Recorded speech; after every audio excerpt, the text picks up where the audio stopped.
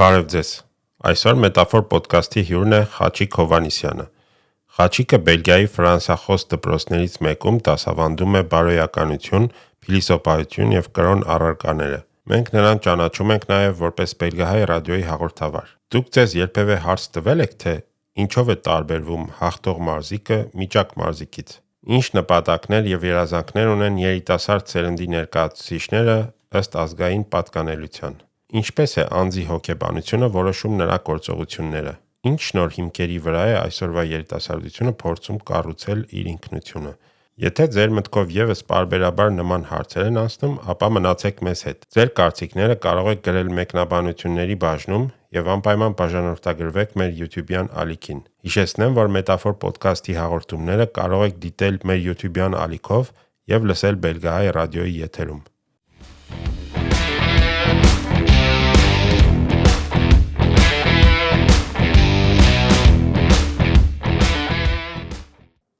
Բարև Խաչիկ ջան, բարև ես եկել Բելգահայ ռադիոյի ստուդիա, բարև ես եկել Մետաֆոր ոդկասթ։ Դու մեզ երկրորդ անգամ ես հյուրընկալվում։ Առաջի անգամ, ինչպես խոստացել էինք, մի քիչ մեր թեման կիսատ մնաց, եթե հիշում ես, բայց այն անգամ փիլիսոփայությունից էինք խոսում։ Արի, այս անգամ առաջարկում եմ մի քիչ թեման շեղենք եւ քանի որ դու դասավանդում ես դպրոցում, եթե չեմ սխալվում, վերջի դասարաններին, 12-րդ դասարաններին,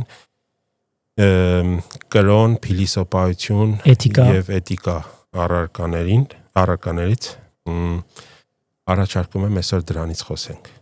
Շնորհակալություն Էդգար ջան, ճիշտ ես ասում, իրավացի ես, որ անցած անգամ շատ հարցեր քննարկեցինք եւ այսօրվա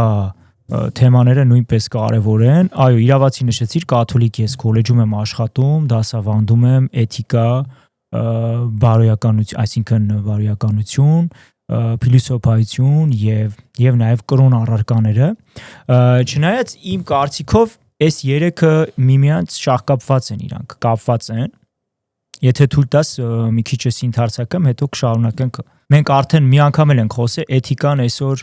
հատկապես այստեղ Եվրոպայում եւ այս արագ զարգացող հասարակության մեջ ինքը միշտ փոփոխության է ենթարկում, թե իր նորմերը եւ թե բարոյականություն հասկացողությունը։ Դիցուկ օրինակի համար մեկի համար մեկն ասում է օրինակ ես նույնպես այն ուսանողների հետ քննարկում եմ, ինձ համար արժեքը, ես օրինակ հարուստ լինեմ, կարող եմ օրինակի համար լավ տուն առնել, լավ ավտոմեքենա, մեկն ասում է, եթե ես հարուստ լինեմ, կփորձեմ իմ գումարը օրինակի համար բաժանել իմ հարազատների, իմ ընկերների միջև, այսինքն եւ այսպեսի շատ բաներ կա։ Այսինքն էթիկան եւ բարոյականությունը այսով նաեւ կախված է մարդու կոնկրետ սեփական որոշումից։ Եվ էթիկայի նորմերը, այսինքն շատ ավանդական նորմեր, այսօր դադարել են իրենց նշանակություն ունենալ, որովհետև մենք ապրում ենք այնպիսի հասարակության մեջ, որը հիմնականում հիմնվում է նաև անձի ազատության, ազատ որոշման վրա եւ նույնիսկ արդեն Կանտն էր ասում, որ անձը առանց նույնիսկ Աստվածաշնչի եւ պատվիրանների ինքը կարող է հիմնվել իր գիտակցության վրա եւ իր բարոյական օրենքները նաև այսինքն հետևել բարոյական օրենքներին եւ չեմ ասում Նիչեն, որ խոսել ենք նաեւ անցած անգամ ամբողջ բարոյական օրենքները կարելի ասել վերացրեց եւ միայն այդ օրենքների ստեղծողը համարեց անձին։ Դե կրոնի առարկայով կրոնի հետ կապված նույնպես պետք է արձանագրել, որ կրոնը նույնպես այսօր այստեղ անձնական բնույթ է կրում, ամեն մարդ կարող է հավատալ եւ չհավատալ, այստեղ նաեւ կա կրոնի ազատությունը Եվրոպայում, որը նույնպես շատ կարևոր բան է եւ դարեր շարունակ աստվածաբանական, փիլիսոփայական մտքի մեջ, հատկապես Եվրոպայում լուսավորականության շրջանում պայքարեցին հանդուրժողականության, կրոնի հանդուրժողականության մասին եւ գերմանացի մի փիլիսոփա, որը Ջոն Լոկ, որը նույնպես գրել է հանդուրժողականության մասին նամակներ, թե ինչպես կարող են տարբեր կրոնները ապրել հասարակության մեջ եւ հարգելով միմյանց, պահպանելով իհարկե իրենց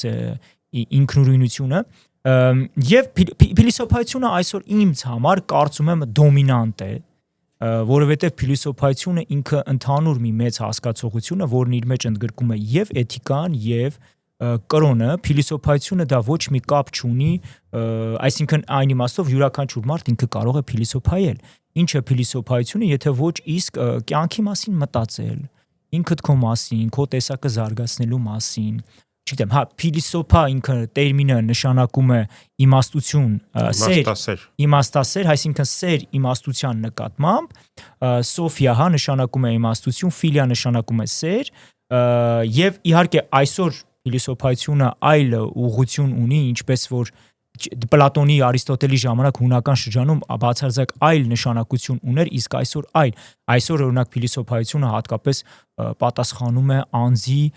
խնդիրների մասին, չգիտեմ, աշխատանքի հետ կապված, ինչպես աշխատել, ինչպես գտնել կյանքի իմաստը եւ նման բազմաթիվ բնույթներ եւ նույնպես կներես որ ընդհատում այն ժամանակ էլ ասենք որ նայում ես մասնավորապես Սոկրատեսի դու խոսեցիր հին անտիկ Հունաստանի ժամանակը հատվածի մասին Սոկրատեսի զրույցները որ նայում ես, ասենք ինքն էլ այն ժամանակվա պրակտիկ գետնի վրա գոյություն ունեցող հարցերից է խոսացել։ Այո, բացարձակ ճիշտ ես Էդգար ջան։ Սոկրատեսը հələ ինձ թվում է ավելին էր քան թե այսօրվա հասարակության մեջ, ինչի համար, որովհետև իր դիալոգները եւ իր զրույցները շատ անմիջական էին։ Իսկ այսօր կարող է մարդկանց հետ խոսես, ինչպես որ Սոկրատեսն էր իր ժամանակ խոսում մարդկանց հետ, կարող է նույնիսկ, այսինքն իրավական մարմինների հետ խնդիրներ ունենաս, որտեղ Սոկրատեսի տված հարցերը ճշմարտության այդ փնտրտուքը միշտ ինքը Սոկրատը հիմա կարող ես AB-ին տալ այդ հարցերը, որ այն ժամանակ ինքը տալիս մարդկանց։ Հիմա այո, Էդգար ջան, հիմա դա էր։ Եվ այդ ժամը այո, Սոկրատի նպատակը ճշմարտության փնտրտուքներ եւ հարցերի միջոցով նա տանում էր այնպես, որ իրեն լսողը կարողանում էր տարբերությունը ունենալ, թե որն է ճշմարիտը, որը սխալը, որը բարին եւ արդարը։ Եվ իմ կարծիքով այո, այսօր տեսնում ենք մենք Էդգար ջան, որ այս մեր հասարակության մեջ մենք որտեղ որ ապրում ենք Բելգիայում իմաստի կորուստ կա եւ վախ կա այդ օրինակ աշխատանքը կորցնելու, չգիտեմ, կյանքի իմաստը գտնելու ինքնասպանության բազմաթիվ հատկապես դպրոցներում երիտասարդների մոտ ինքնասպանության թիվը ավելանում է։ Ինչի համար, որտեղ մարդիկ չեն շատ դեպքերում ինքնասպանում, որտեղ իմաստի կորուստ կա։ Իսկ այս առումով կոնկրետ փիլիսոփայությունը ինքը իր ներդրումն ունի, որտեղ փիլիսոփայությունը նաև պատասխանում է մարդկային գոյաբանական հարցերին, ինչ եմ ես ապրում, ինչպես գտնել իմաստ։ Օրինակ ես միշտ իմ ուսանողներին ասում եմ, որ շատ կարևոր է որ դու կյանքի իմաստը գտնես։ Ասում են օրինակ պարոն Հովհաննիսյան, ո՞րն է էլի այդ կյանքի իմաստը։ Ասում եմ ինքը շատ պարզ եւ հասարակ է։ Օրինակ ասում եմ դու ինչ ես սիրում։ Յուրաքանչյուր մարդ, չէ, ինչ որ մի բան անում ենք, մենք պետք է այդ ամեն ինչի հետևը իմաստ տեսնենք։ Երբ որ իրապես véritablement, ավելի չգիտեմ, ճշմարտապես կամ այսպես ասած հայերեն լիաթոք մի բան սիրում ես, դրա մեջ իմաստ կա։ Ու այդ իմաստի մեջ նաև ձևավորվում է քո, այսինքն դու ձևավորում ես քո երջանիկ լինելու փաստը։ Երբ որ դու մի բան անում ես, դուրդ գալիս է, չգիտեմ, օրինակի համար արվեստագետը մի հետաքրքիր պատկեր է ստեղծում եւ հետո ինքը դե սիրով է անում այդ ամենը եւ երբ որ վերջացնում է մի հատ նայում է չէ իր աշխատանքին ու ինքը հիանում է եւ բնականաբար հազարավոր մարդիկ են հիանում ու այսօր այդ իմաստի կորուստն էլ կա նաեւ այսօր եւ փիլիսոփայությունը նույնպես կարող է իր ներդրումը ունենալ կոնկրետ հասարակության մեջ եւ մի շատ այլ գոյաբանական հարցեր որ օրինակի համար ընտանիք կազմել եւ մի շարք այլ ընկերներ ունենալ, ինչպես օրինակի համար կամ ինչպես քեզ աշխատանքում պահել գոլեգաների հանդեպ։ Շատ կարևոր, այսինքն նաեւ հոգեբանական խնդիր է, օրինակի համար վերադասի հետ խնդիր ունես, ինչպես արձագանքել եւ այլն, ինչպես քեզ կառավարել եւ մի շարք այլ օրինակ ինչը հաջողություն է, ինչը ձախողել է եւ նման շատ տիպի հարցեր, որ չգիտեմ, անձը, որը մի հարցում ձախողել է իր ուսման մեջ, ինչպես ինքը պետք է գտնի այն ուժը,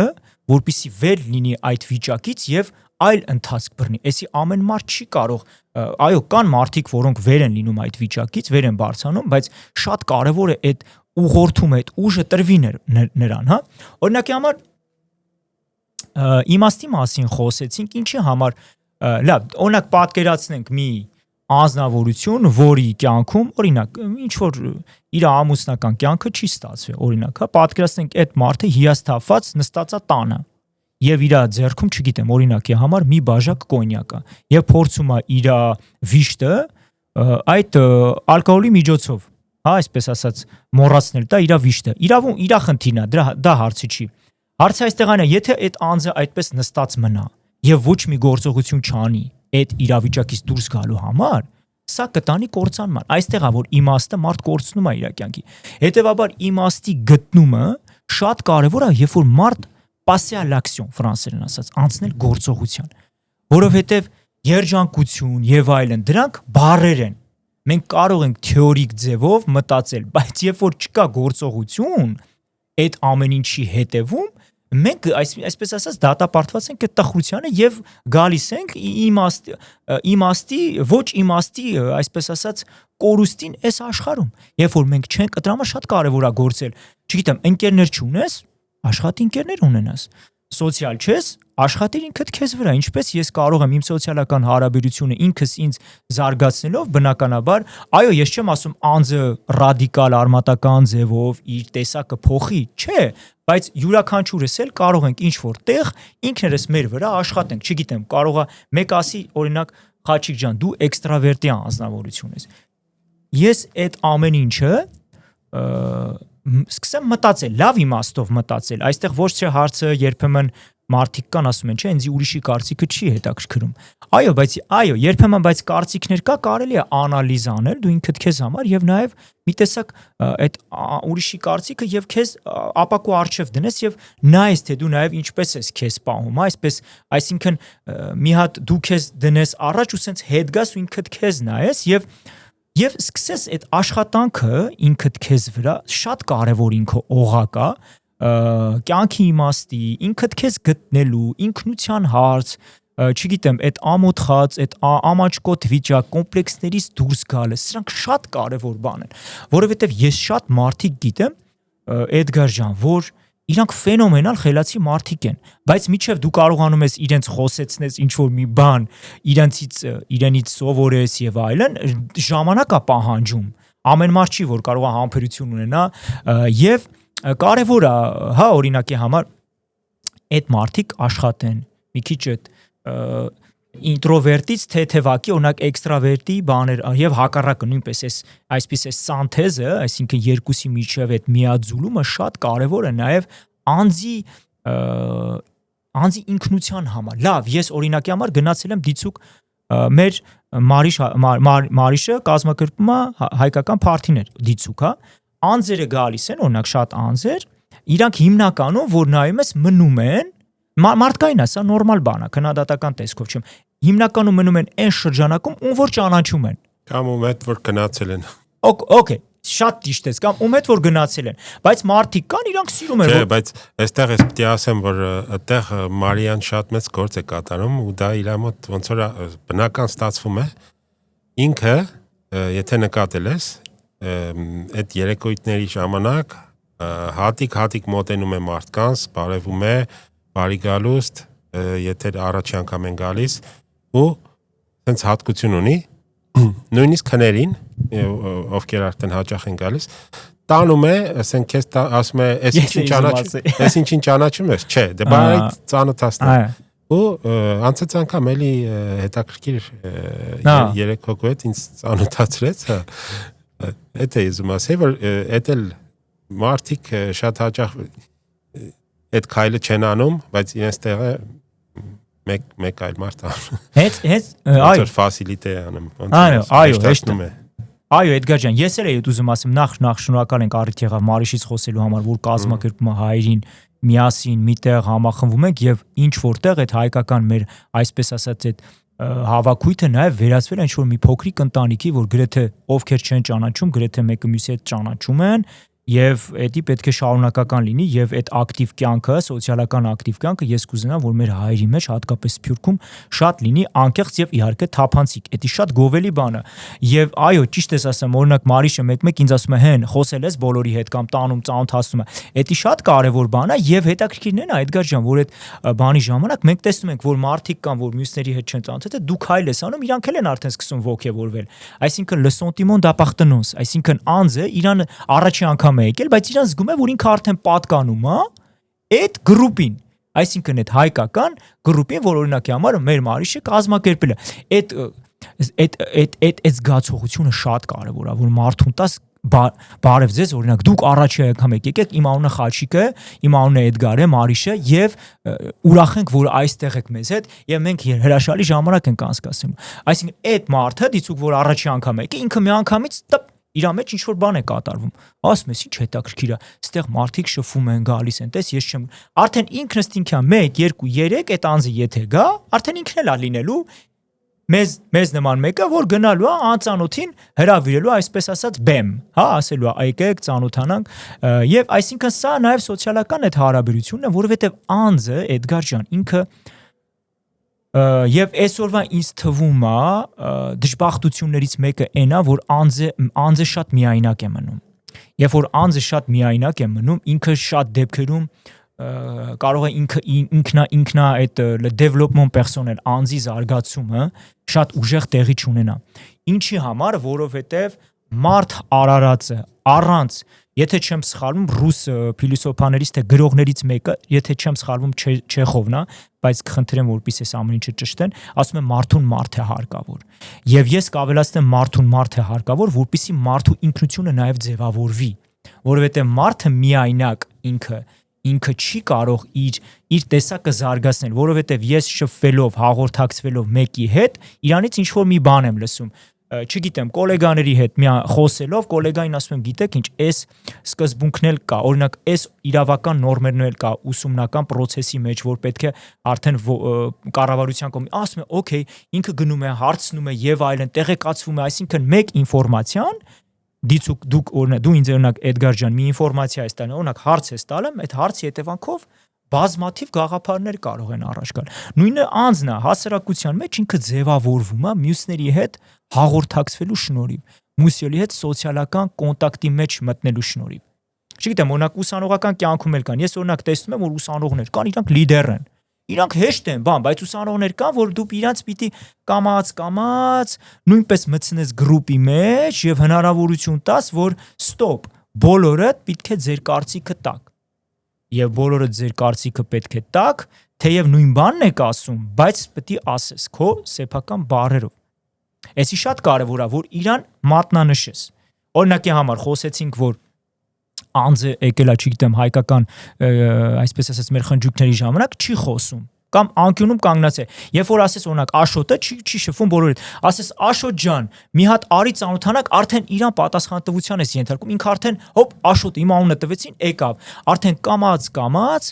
անձին ընդգրկում ես, հա, այդ բանի մեջ։ Մի օրինակ էլ տամ, օրինակի համար, եթե չեմ սխալվում, Բրյուսելի մետրոներից մեկում տեսնում եմ մի հատ ինչ որ տղամարդ, ոչ այսպես ասած բարեհամբույր ձևով մի կնոջ բան է ասում։ Ոչ, ուրեմն մետրոյի մեջ ինչքան ասեմ, շատ մարդիկ են, այսինքն 30-40 հոգի, պատկերացրեք, լիքն են, ոչ ոք չի համարձակվում այդ մարդուն ասի կներեք դուք այս տիկնոջ անդորը խանգարում եք, էլի դուք տհաճ, այսինքն չի կարելի այդ տհաճ վերաբերմունքը ցույց տալ։ Այդ կինը պտտվեց եւ մի հատ տղամարդու ասեց կօգնեք ինձ, եւ այդ տղամարդը սկսեց օգնել, բայց միչեւ այդ տղամարդը ձայն չէր անում։ Միչեւ այսինքն չասեց իրեն, այդ տղամարդը չօգնեց։ Մեկը ասեց, կին ասեց չեք տեսնում, ինձ օրինակ ես կին եմ, ասեցի վիճակի չեմ, կարողա մի բան ասեմ, ինձ հարվածի, ասեց որ խնդրեմ ինձ կօգնեք ու բոլորը սկսեցին խառնվել իրար արդեն, ասեցին արդեն ոնց որ մեծ պատասխանատվության կանչեց, երբ որ ինչ որ մեկին մատնանշում ես, նայ։ Բայց պատկերացնում ես այդ մարդը խառնվեր, այդ դեպքերն էլ են եղել, չէ՞, ասենք այդ մարդը խառնվեր ու այդ կինը ասեր քո ինչ գործն է, դու ինչ ես խառնվում, ես իմ հարցերը։ Էդ էլ կա, ու չես էլ կարող իմանաս, իհարկե, Էդգար ջան, չես էլ կարող ռիսկ է դա։ Այո, ռիսկային բնույթ է կրում այստեղ եւ կարող է օրինակի համար խառնվես, չգիտեմ, ինչ որ մի Կամ ասենք բան հիշացրեց օրինակ առաջի օգնություն ցույց տալու այդ անհրաժեշտությունը կամ ասենք մարդ է տեսնում ես ընկել է կամ լավ չես հասկանում ինչ խնդիր ունի մոտենում ես հիմա ոնց մոտենաս հանկարծ մի բան սխալ չանես հանկարծ մի օգուտ տալու տեղը վնաս չտաս ասենք հետո շտապ օգնությունը գա բարձվի որ մի բան էլ վնաս ես տվել այո դրա համար պետք է այդ ամեն ինչին էլ տիրապետես նախորդ Եկանք այն հարցի շատ ճիշտ ես ասում, այդ ամեն ինչին պետք է տիրապետես։ Չգիտեմ օրինակի համար Բելգիայի դպրոցներում բացատրում են նաև այդ իրավական նորմերը, չափանիշները։ Որոշ բաներ, այո, ես հիշում եմ օրինակ, դե մեր դպրոցում տնտեսագիտության դասեր կար ու դրա շրջանակներում նաև անցնում էինք իրավագիտություն, այո։ Իրավական նորմեր, այսինքն կարգեր, օրենքներ, իրավունքներ։ Տարբեր, ասենք droit public-ից սկսած, droit privé, ասենք C'est parfait, հրաշալի։ Ասենք խոսացել ենք օրինակ ամուսնության ինստիտուտից, ոնց են անում ամուսնական պայմանագիր են կնքում, կնքելն է ճիշտ է չկնքելը Եթե կնքում են ինչ կարող է մեջը գրած լինի, ինչ չի կարող կամ ասենք droit public ոնց են ասում հայերեն հասարակական իրավունք երևի հասարակ նայեք մի հատ դրա շրջանակներում էլ ասում ենք պետական ինստիտուտների մասին ես չգիտեմ ուրիշ դպրոցներում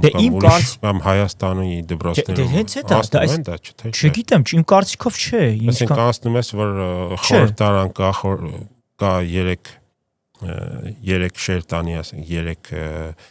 իշխանություն ասենք այնտեղ օրենսդիր դատական եւ ստեղի մասնախոսքը այդ մեկը ասենք ընդհանուր է ամբողջ աշխարհում է ձև օրենսդիր դատական եւ գործադիր ու ասենք ինչ կա օրենսդիրի մեջ խորհրդարանն է այնտեղ երկու պալատ ունի ասենք ես երկիրը երկու պալատանի է սենատն է ու ներկայացուցիչների պալատը ու ով ինչ գործար այդ ամեն ինչը մեզ ասվել է ես ու շատ այդ դասը շատ սիրում էի հիշում եմ էլի ինձ թվում է դա շատ կարեւոր է Եվ այդ ամեն ինչին կից Թագավորի ինստիտուտը որտեվ թագավորական երկրը մտածես թագավորը դե մի հատ անհաջող բան կա չէ որ ասում են Անգլիայի թագուհի նկատի ունենալով որ ոչ մի գործառույթ չունի ոչ մի բայց երևի ինքն է որոշում շատ բան իշխանություն չունի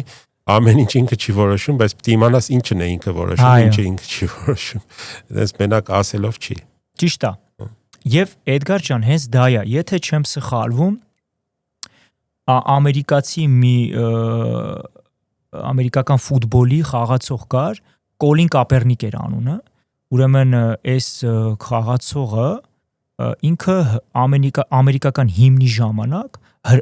ծնկի իջավ նորմալով հիմնի ժամանակ, չէ, կանգնում են։ Սևամորթեր։ Այո։ Եվ իր, այսինքն բողոքի նշանը այն էր, որպեսի ոստիկանները ժամանակ տենց բան ընդունված էր, տենց ակցիա էին անում, այսպես այն take a knee, ու տենց ծնկի էին իջնում, իբր հարգում են հիմնը, բայց Այո, այսինքն չեն ընդունում, հա, այդ ոստիկանների բռնությունները սևամորթերի նկատմամբ, եւ ինչ եղավ, երբ որ իրան արգելեցին եւ այլն, ինքը հետագայում հիմնեց ինչ որ մի կազմակերպություն, որը նշանակում էր իմացի քո իրավունքները Այսինքն եթե դիցուկ ոստիկանը կանգնեցես, եթե ես չիմանամ իմ իրավունքները, եթե ես չիմանամ օրինակի համար որ դեպքում մեկին օգնեմ կամ չօգնեմ, հասկանում ես իրավական շատ բաներ կան, որոնք որ անհրաժեշտ են։ Դիցուկ ինչպես պաշտպանվեմ կամ չպաշտպանվեմ։ Ամերիկայի պարագայում շատ ճակատագրական կարող է լինի, որտեղ դու ասենք ոստիկանը մոտենում է քեզ, դու հանգարց մի հատ թարս շարժում անես, ասենք որ պետք է չանեիր, ու ասենք դեմքը դիրա դուրը չգա, կարող է հանի։ Եվ կրակի, ինչպես տեսանք, չգիտեմ, այս վերջերս Ամերիկայում, հա, այդ իմիգրանտների ոստիկանները եւ մի քանի դեպքեր տեսանք, որ ոչ զինված մարդիկ չեն ենթարկում, կրակում են, եւ այսինքն շատ բաներ կա, հա։ Դե ինքը ոստիկանությունը, ոստիկանական աշխատանքը շատ բրուտալ է։ Ինքը շատ, այսինքն անկանխատեսելի է, կարող է այնպիսի բաներ լինի, որ մի խոսքով ասածս այն է, որ կարելի է նույնիսկ այդ դպրոցներում այդ իրավական այդ բաները, այսինքն պարտադիր լինի։ Օրինակ Դանիայում օմպատի հայերեն ոնց կարող ենք թարգմանել ավելի ոնց որ էմպաթիա ոնց են ասում։ Օմպատիա ոնց որ ավելի մարդու դրության մեջ մտնել էլի։ Այո, մարդու դրությանը օմպատի պուխտո, այսինքն ես քո կարեկցանք, կարեկցանք, ես հասկանում եմ քեզ։ Օմպատի դե մի խոսքով, այնա որ աշակերտների սովորեցնում են նույնիսկ կենթանիների հետ բարի լինեն։ Այսինքն այդ տարիքից սկսած մարդկանց երեխաներին այդ արժե համակարգն են փոխանցում։ Ինչքան էլ կրիզիս է ապրում այսօրվա արժե համակարգը, բայց ամեն դեպքում դպրոցը շատ կարևոր օղակ է ընդհանրապես ապագա սերունդի եւ ընդհանրապես հասարակությունը ավելի բարեկիր դարձնելու համար։ Եվ այս օրինակ ցավում եմ, որ օրինակ խոսեցինք, ցավում եմ, որ Հայաստանում մեր հայկական դպրոցներում բարոյականությանը վերաբերող ոչ մի առարկա չկա։ Ոչ անցնում է նույնիսկ փիլիսոփայություն, կարող է որոշ պրիվե անձնական դպրոցներում ասում են, բայց պետության կողմից պաշտոնական դպրոցներում օրինակի համար կար եկեղեցու առարկա, որ հանեցին, միգուցե որոշ առումով արդարացի, որոշ առումով ոչ, որովհետև ամեն դեպքում հայոց պատմության մեջ կա նաև եկեղեցու պատմությունը, կարող էին ինչ որտեղ ընդգրկել, բայց չկա բարոյականության առարկա։ Եվ օրինակ Բայց դա արդյոք պետք է որ բարոյականության առարկա լինի, թե դա յուրաքանչյուր ուսուցիչ պետք է իր առարկան դասավանդելուց փոխանցի։ Էդ էլ կա, այսինքն ճիշտ է ասենք ինչ հիմա ինչ անենք, որ այդ մարդը, ասենք ֆիզիկա է դասավանդում, ուրեմն պետք է իր դասից դու ոչ մի բան չսովորես էթիկային կամ բարոյականությանը կամ մարդու ոնց ասեմ արժանապատվությանը վերաբերող ոչ մի բան չքաղես, ուրեմն այդ մարդը եթե եկել է քեզ զուտ մաթեմատիկա ասեն գումարում հանում սովորացնի կոպիտ ասած կամ ֆիզիկայի օրենքներ սովորացնի ու գնա։ Էդի ճիշտ ես ասում, իմ ասածը լրիվ ճիշտ է, որովհետև ամեն մի առարկայի մեջ էլ ինքը բարոյական նորմեր կա, որոնք որ կարող են ցանկացած ուղղակի ուղղվածության մեջ ենք ապրում։ Կապիկները ինչի, ասենք չեն կարողանում, ասենք ինձ 150, կարծեմ 150 է իրանց թիվը, դրանից ավել խմբերի մեջ չեն կարողանում իրար հետ հարաբերվեն։ Ու մարդիկ ինչի համար են կարողանում, ասենք միլիոններով, միլիարդներով հարաբերվել։ Դե մի բան կա, որ մենք ունենք ու կապիկները չունեն, չէ՞։ Այդ համ վստահելու, որպեսզի մարդիկ կարողանան իրար վստահեն, դրա համար ինչ է պետք, ասենք պայմանագրեր են հորինել դրա համար, որպեսզի մի խումբը մյուս խմբին վստահի, այո, միջ խմբային պայմանագրեր, հետո այդ պայմանագիրը կարող է տարբեր անուններ ունենա, տարբեր բնույթներ կրի, բայց հիմնական դա է, այսինքն վստահություն ունենալու խնդիրն է, թե վստահություն չկա, բիզնես չկա, վստահություն չկա, ամուսնանալ չկա։ Այո, այսինքն եկանք ընտրան, որ այո, վստահությունը դա եւ այստեղից նաեւ վստահության մասին խոսեցինք եւ շատ կարեւոր է նաեւ այդ անձի զարգացման համար այդ ինքնավստահ լինելու այդ գաղափարը, la confiance en soi։ Էդի շատ կարևոր հասկացողություն է, դա նաեւ հոգեբանական, փիլիսոփայական եւ ընդհանրապես ամբողջ մեր, այսինքն գոյությունը, առավոտյան ես ինչպես եմ արտանում, լավ, օրինակի համար ես ինչպես պետք է ինձի la culture générale զարգացնեմ։ Այսինքն ընդհանուր մշակութային իմ իմացությունը, development personnel-ի մասը, օրինակ, որոնք են ընդհանրապես նաեւ ասում են որ մարդիկ են սամպաթիկ, որոնք որ խոսում են եւ իրենց թերությունների մասին եւ իրենց առավելությունների մասին, երբ որ անձը ինքը ոչ թե հարցականի տակ է դնում իր գոյությունը, այլ սկսում է ինքն իր վրա աշխատել։ Էսի շատ կարևոր բան է, այսինքն որոնք են իմ ֆեբլեսները, իմ տակարությունները, որոնք են mes forces, որոնք են իմ ուժ, այսինքն ուժեղ կողմերը, եւ դու ինքնըստինքյան այսինքն զարգացնում ես։ Օրինակ, ինչպես կարող ես նաև զարգացնել։ Դիցուկ, ես իմ ուսանողներին աշակերտ հանձնարարություն եմ տալիս եւ իրանց ասում եմ, որ պետք է ձեր մյուս ընկերների, այսինքն գաք արչեւ եւ պուբլիկի արչեւ ներկայացնեք ձեր աշխատանքը։ Ուսանողներ կան, որոնք ամանչում են։ Բայց ես իրենց ասում եմ ոչ, եթե չանես, ունակի համար կստանաս 0։ 1, 2 ինքը արդեն ինքն իրան զարգացնում է։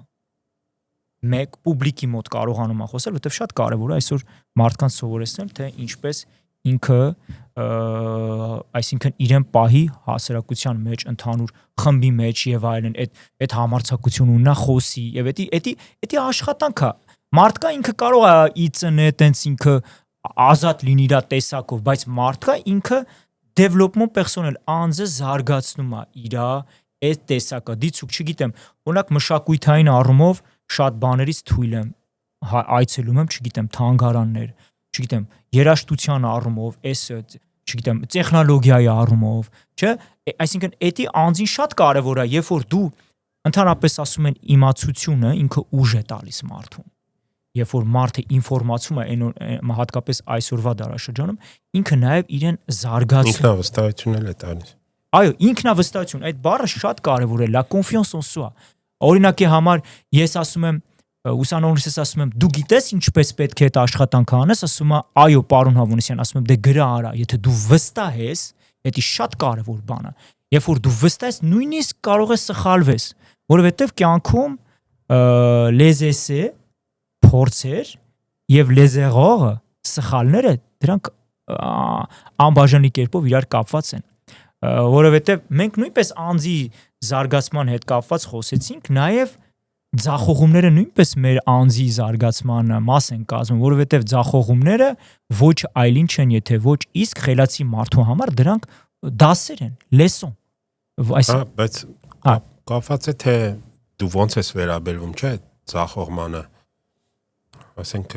ձախողումից հետո ինչ կոպիտ ասած ինչ քիմիական ռեակցիա քո մեջ տեղի ունենում։ Արդյոք ձախողումից հետո դու ընկնում ես ու ոնց որ դու մի քիչ առաջ ասում էիր քեզ տալիս ես ալկոհոլին կամ ավելի ծանր թմրամիջոցներին, թե դու ասում ես որ չէ, ես պետք է ոտքի կանգնեմ ու հաջորդ քայլը փնտրում ես թե այդ հերթականությունը որն է, առաջի քայլ, երկրորդ քայլ ինչ պետք է անես, որ ոչ թե գաս հասնես նախքին քո մակարդակին, այլ անցնես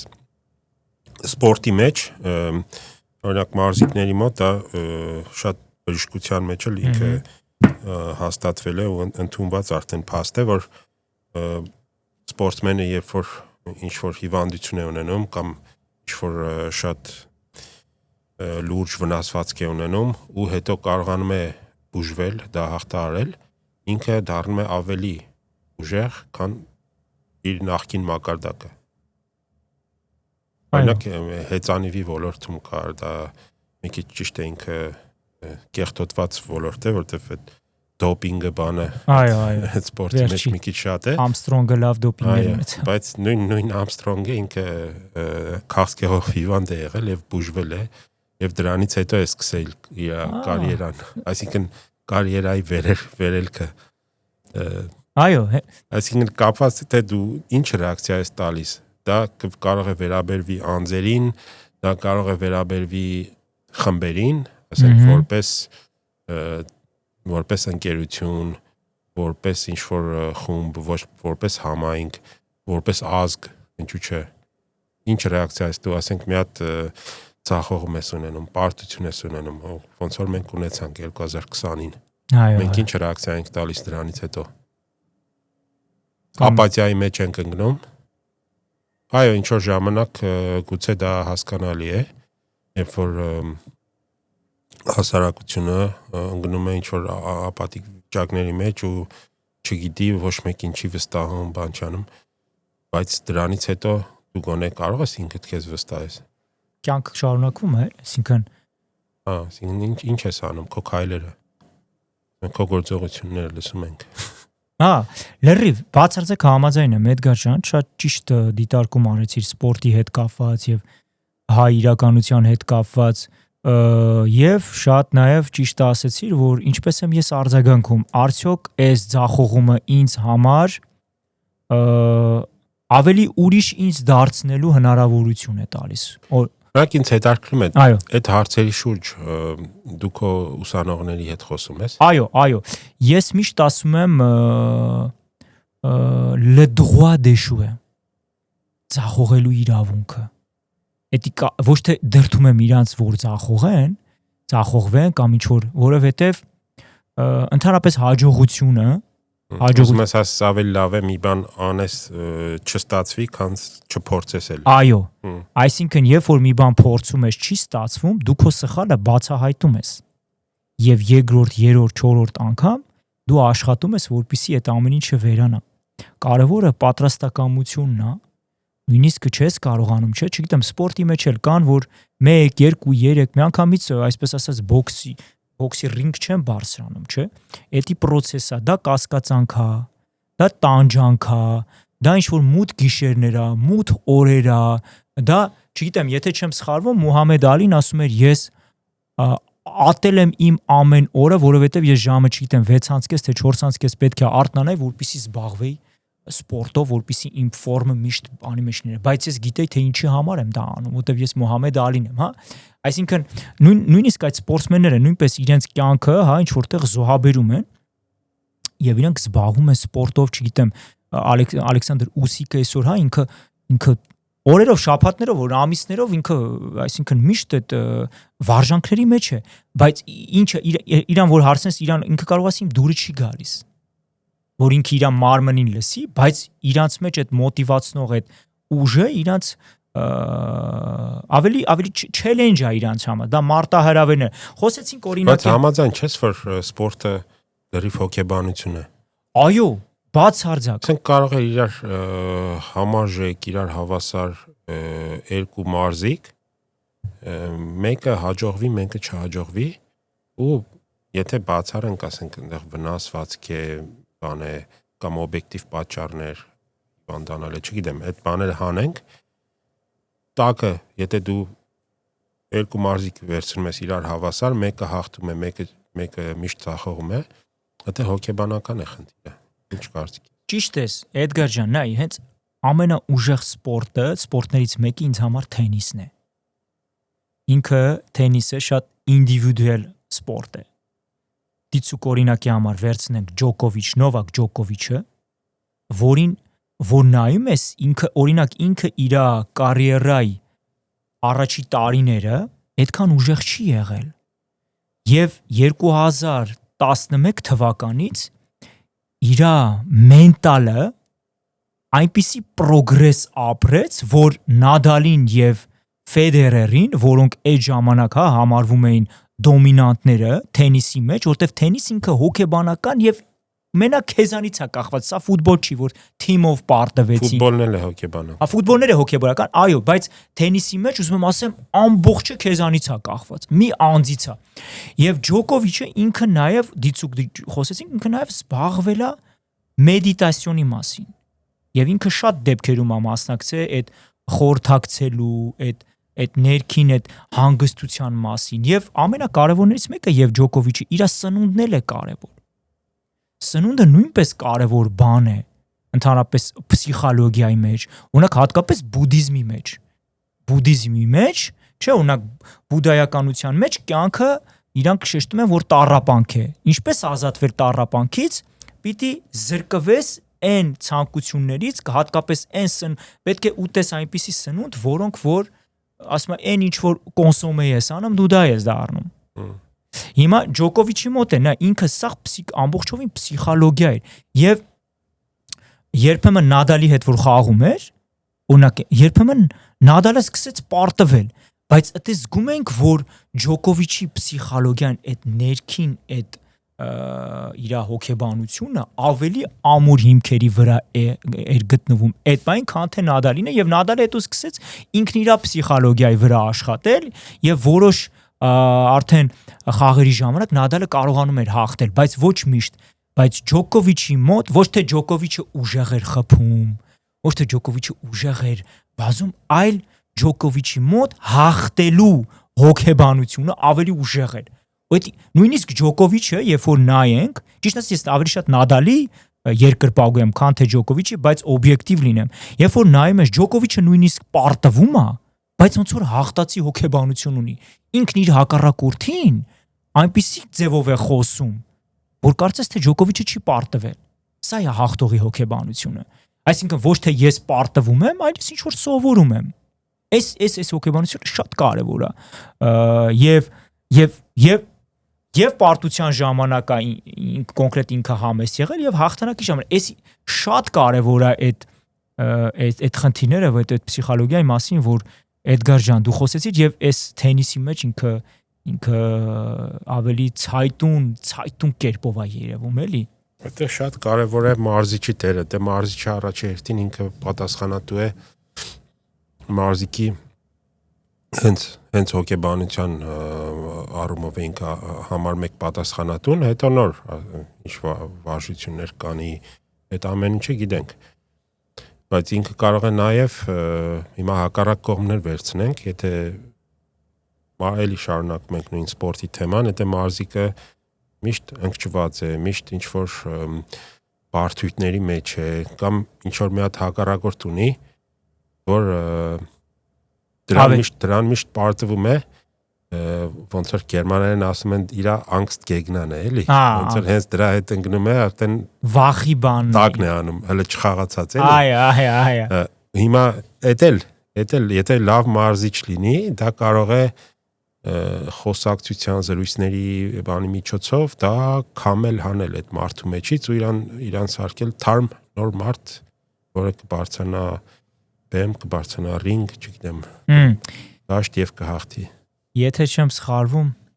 Էդգար ջան, վստահաբար կարող եմ ասել, ոչ թե սխալվելու հարց է, Բրուս Լին ունի մի հատ կարճ, եթե չեմ սխալվում, վիդեո է, որը YouTube-ում Բրուս Լին հզոր է այդ առում։ Բրուս Լին ասում է to be water my friend։ Ասում է եղիր ջուր, որովհետև ջուրը ինքը մաքուր է, ինքը ուժեղ է։ Շատ հետաքրքիր վիդեո կա, դրա մասին է, էլի որ դու մաքրվես այդ ամեն ինչ։ Ջուր լինես։ Անի առումով էլ ասում, որ ջուրը միշտ այն ֆորման է վերցնում, որտեղ որ ինքը գտնվում է։ Դրա մասին էլ ասում։ Հենց ուղղակի հստակ չեմ հիշում, բովանդակությունը ավելի մանրամասն, բայց այնա որ ասում է ջուր եղիր իմ ընկեր, որովհետև ջուրը նաև այդ հարմարվող, այդ անց է, չէ՞, ջուրը ինչ որ միտեղ գնում է, ինքը անցնում է, sense այդ դժվարություն գտնում է։ Ամենահեշտ ճամփեն է գտնում ջուրը։ Ամենահեշտ ճամփեն այդ մաքրությունն է, էլի։ I said empty your mind. Be formless, shapeless, like water. Now you put water into a cup, it becomes the cup. You put water into a bottle, it becomes the bottle. You put it in a teapot, it becomes the teapot. Now water can flow or it can crash. Be water, my friend. Եվ հիմա այդ է, էլի։ Եվ այդ ջրի մասին է, օրինակ որ խոսեցինք դրա մասին, Էդգար ջան, օրինակ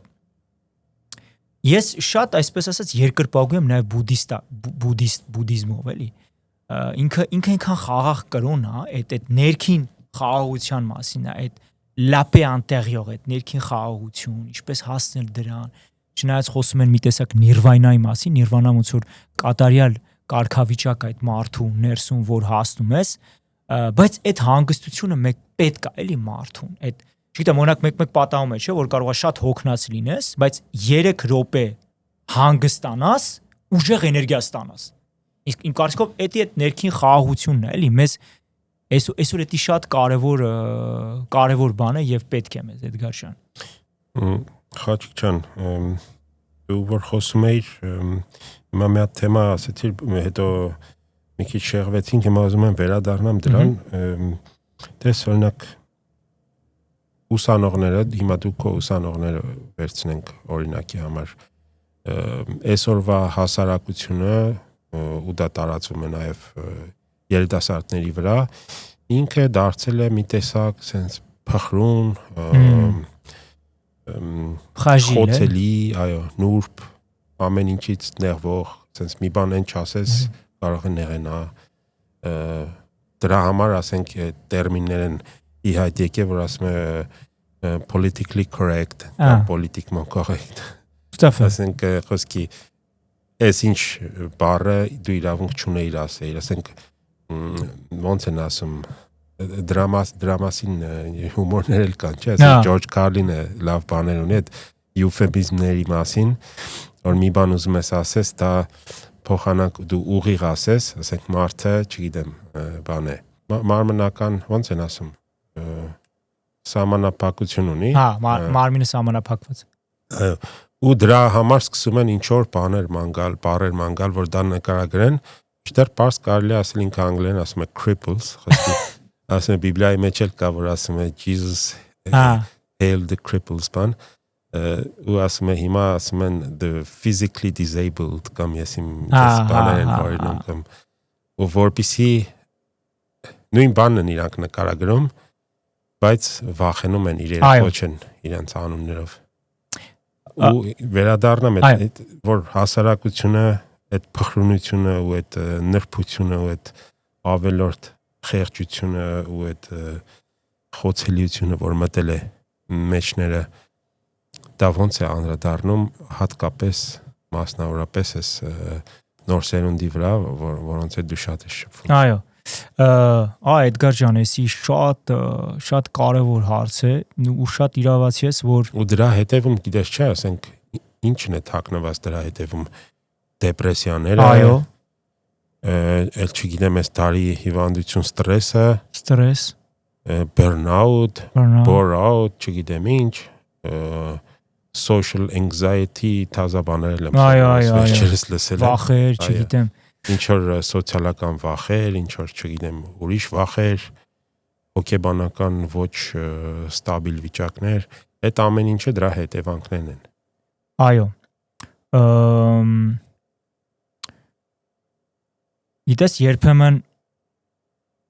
պարագաներ կան, որ ծնողները պետք է իրենց երեխաներին միայնակ թողեն, որ փորձություններին, դժվարություններին համակերպեն։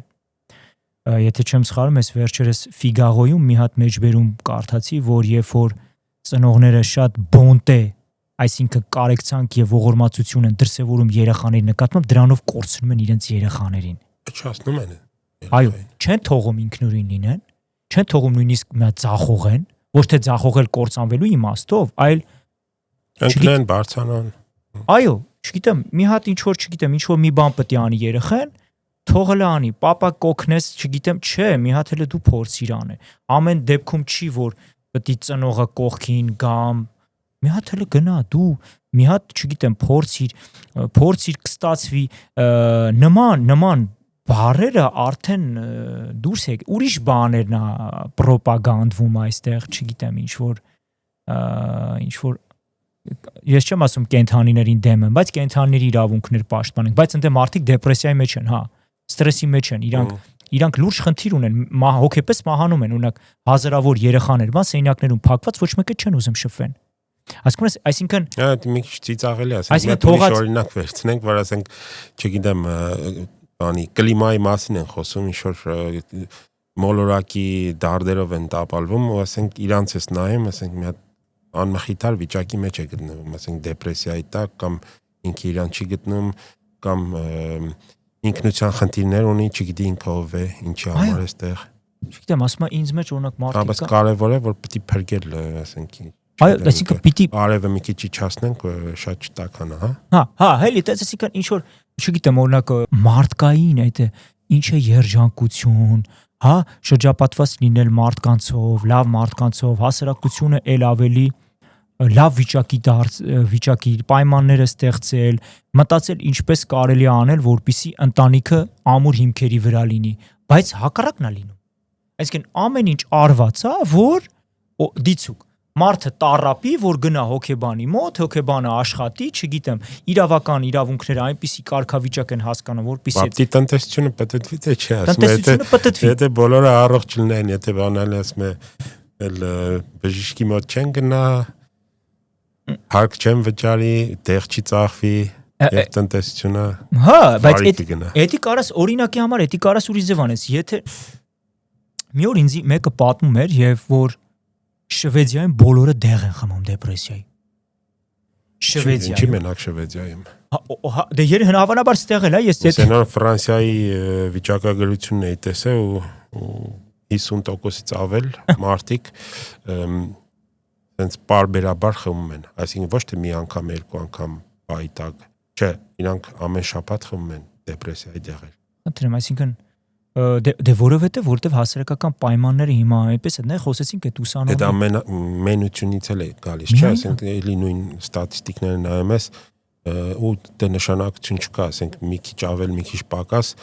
այս արևմտա եվրոպական երկրներում, ասենք վերցրա Գերմանիա, Հոլանդիա, Բելգիա, Ֆրանսիա,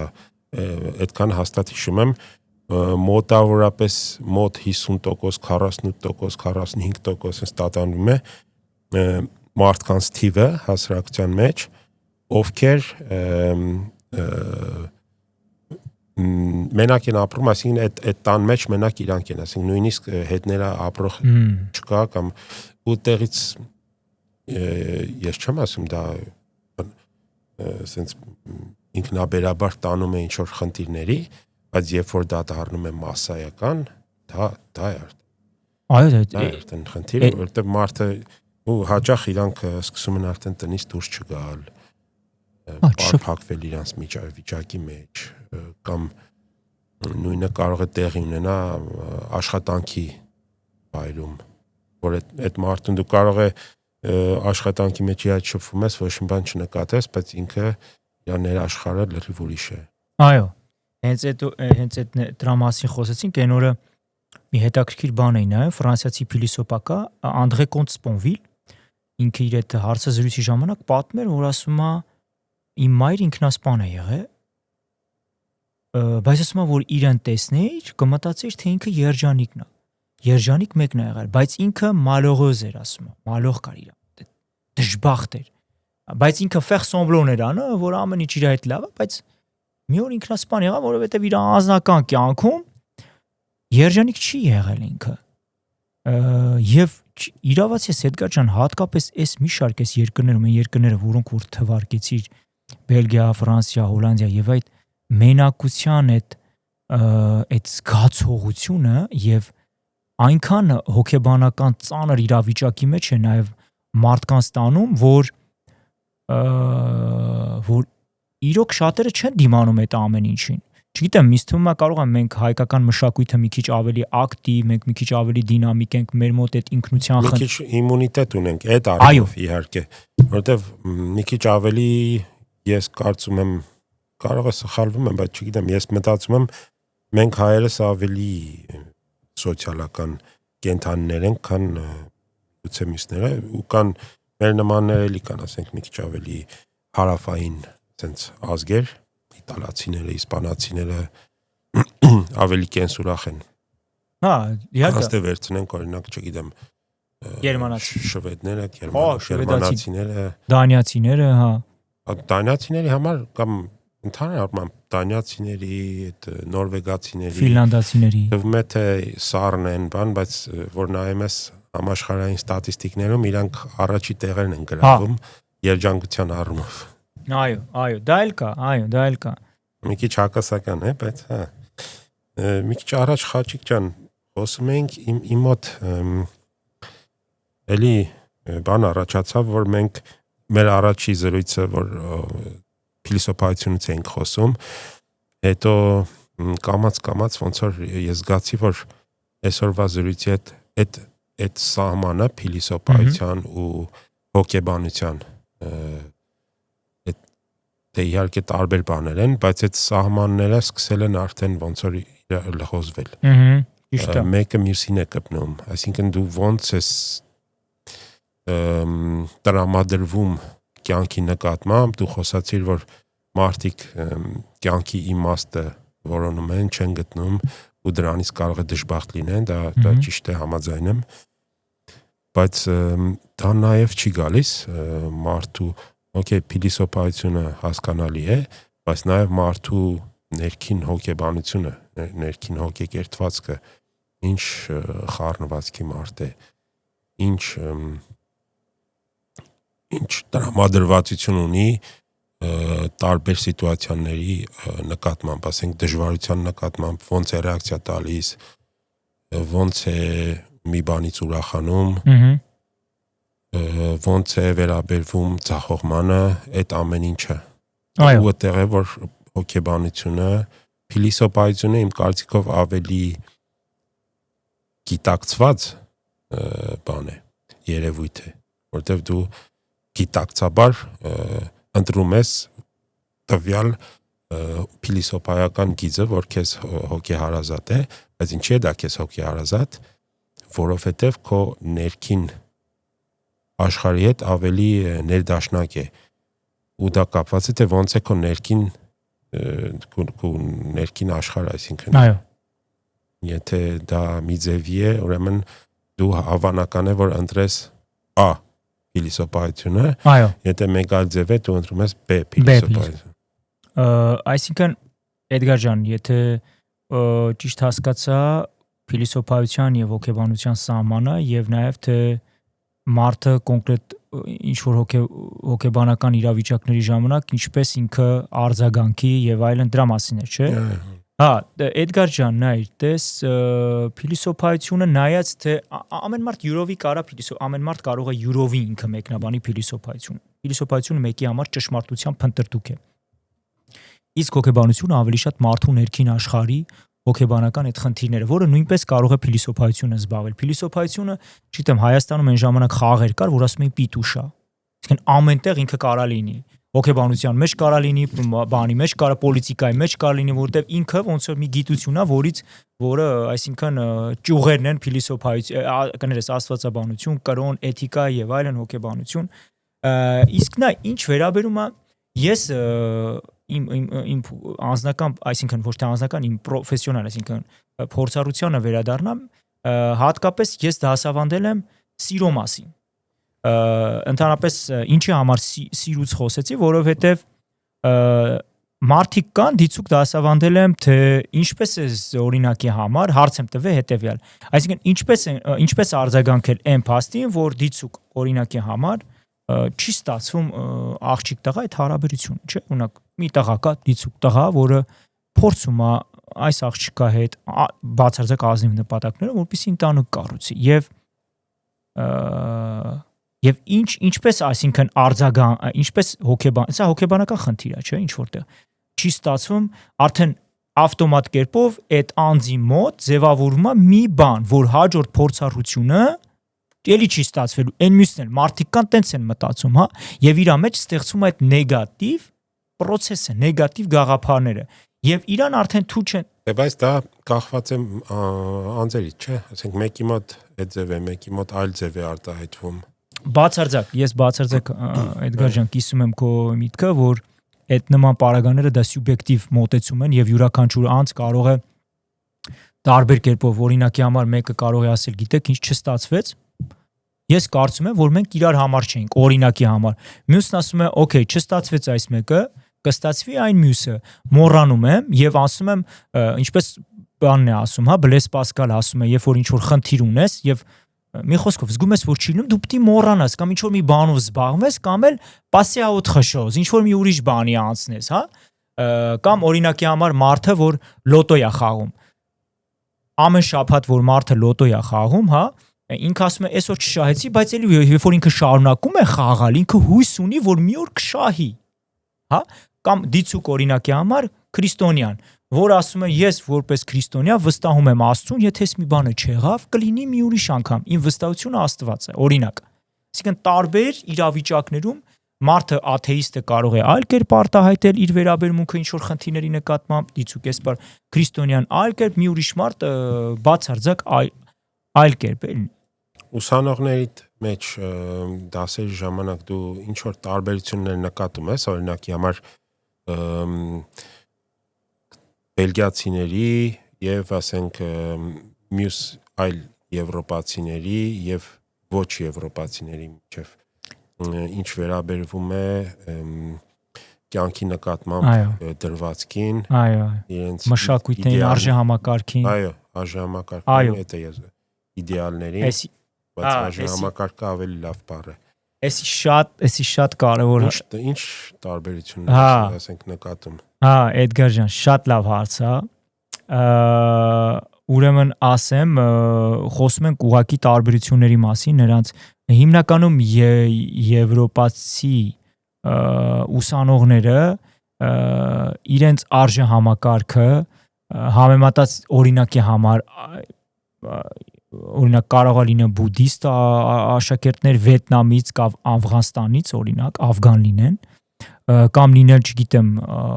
ազգությամբ, այսինքն արաբական աշխարհից եկող մուսուլմաններ լինեն, կարող են լինել քրիստոնյա, բայց օրինակի համար Կովկասից եկած հայեր լինեն, չգիտեմ, վրացիներ լինեն, համեմատած այս բոլոր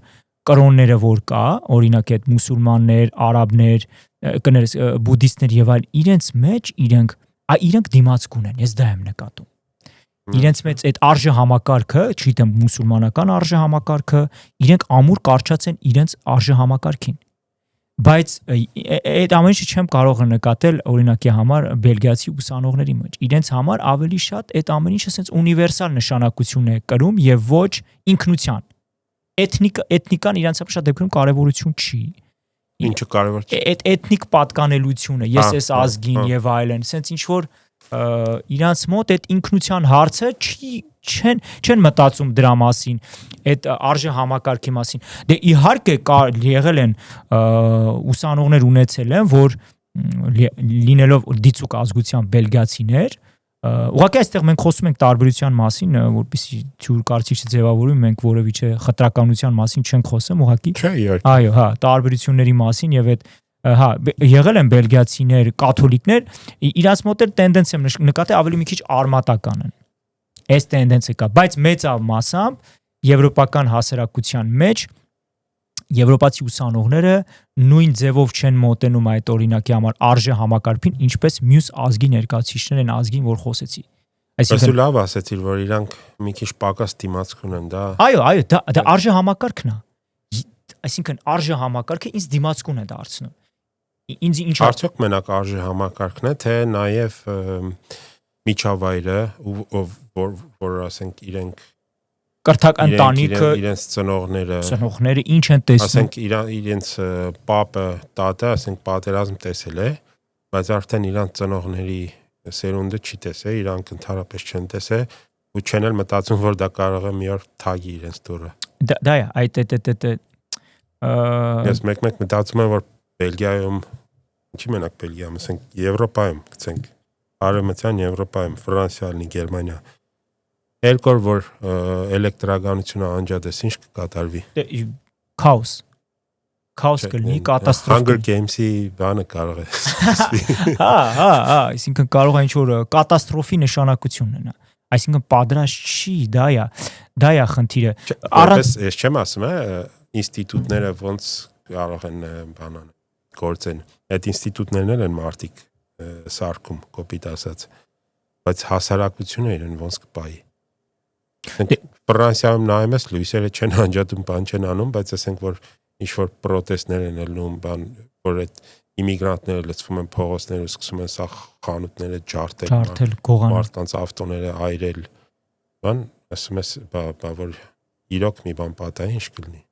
Հա, իհարկե։ Դե Էդգար ջան, դե հենց դա է հասարակությունը, այսօր այնպես է ձևավորված, որ գիտես ծնողներ կան, որ ամեն ինչ անում են, որպեսզի լավ լինի իր երեխայի համար, կատարյալ լավ էլի, այն աստիճանի, որ իմ երեխան է, ոնց որ մնացածին չեն հետաքրքրում էլի, ոնց որ ինքը պետք է լավ լինի, ինքը լավ գործ պետք է ունենա, բայց ուրիշ ծնողներ էլ կան էլի, եթե տենց մտածեն այդ աստիճանի, այդ բացարձակ բանի, անհատական էդի կտանի բանի վտանգի։ Հիմա նույն էս տենդենսն էլ կա այս հասարակության մեջ, որ խնդիրները, բաները այդ էլի որ շեշտը շատ դնում են անհատի վրա, չէ՞։ Ասենք թվում է թե ու այդ միշտ թմկահարվում է այդ անհատը individual բան անգլեն, չէ՞։ Արդեն բոլորի լեքսիկոնի մեջ է մտել այդ բառը։ Այդ անհատի իրավունքները, գլորիֆիկացիոնը, անհատի ոնց որ անհատի դնում են ինչ-որ մի հատ բանի վրա ու դրա հետևում են հետևյալ փիլիսոփայություններ, որ ասում են անհատի ազատություններ, դե անհատը պարտավոր չի խմբի կմահաճույքներին ենթարկվում, այո, խմբի մեջ լինի կամ ինչ-որ իրանց բոքսերի մեջ ես դնում, չէ, մարդիկ պետք է ազատ լինեն, այդ անհատի ու ազատության ամալգամն են իրանք բանան, այո, խառնում իրար ու արդյունքում, բայց իհարկե ազատությունը դա բացարձակ արժեք է, մեկ չի ասում, բայց երբ որ դու արդյունքն ես տեսնում, ինչ եղավ, այդ քո ուզած ազատությանը ձգտման ընթացքում այդ ինդիվիդուալիզմը, այդ անհատականությունը շատ չափից շատ էքստրեմ վիճակին հաս չափից շատ այո դրան կշիռ տալու արդյունքում դու գալիս ես նրան, որ դու քանդում ես հասարակությունը, դու քանդում ես հասարակական խմբերը, հասարակական ստրուկտուրան, այդ հյուսվածքը, ընտանիք, ամենակարևոր ինստիտուտը ընտանիքը ու տարբեր տեխնոլոգիաներ են կիրառել ընտանիքը քանդելու համար։ Այսինքն առաջինը ամենացայտունը հարձակում հոր վրա, ընտանիքի հոր վրա, հարձակում տղամարդկության վրա։ Այո, հա։ Դրա համար տղամարդիկ փորձում են, իհարկե ոչ բոլորը բարեբախտաբար, բայց կանացի լինեն ավելի շատ։ Փորձում են, այո, կանացի լինեն, որովհետեւ մի քիչ պաշտպանված լինեն, ամեն ինչ ասելուց sense զգուշ թաթերի վրա։ Այո, ցավոք սրտի դա է, այո, ամեն ինչից, չգիտեմ, ներողություն խնդրելով, բանով, ու դա իհարկե ներողություն խնդրելը իհարկե որ տեղին է, դա լավ բան է, բայց որ չափանցնում են, դա հիվանդություն է իհարկե։ Ու Դա է ուզում ասել, որ հասարակությունը այդ անհատին ինչ որ պատվանդանի վրա դնելով ինքը այն կարգի է ջլատում հասարակությանը, որ առաջ եթե հասարակությունը կարող էր պաշտպանվել խմբերով, այսինքն ընտանիքների միավորում կամ ինչ որ արմիություններ կամ այլ ակումբներ, այլ հասարակական կազմակերպություններ, այլ ավելի բնական միավորումներ, համայնքներ, չէ, այդ ամեն ինչի միջոցով կարող էր ինքը պաշտպանված լինել,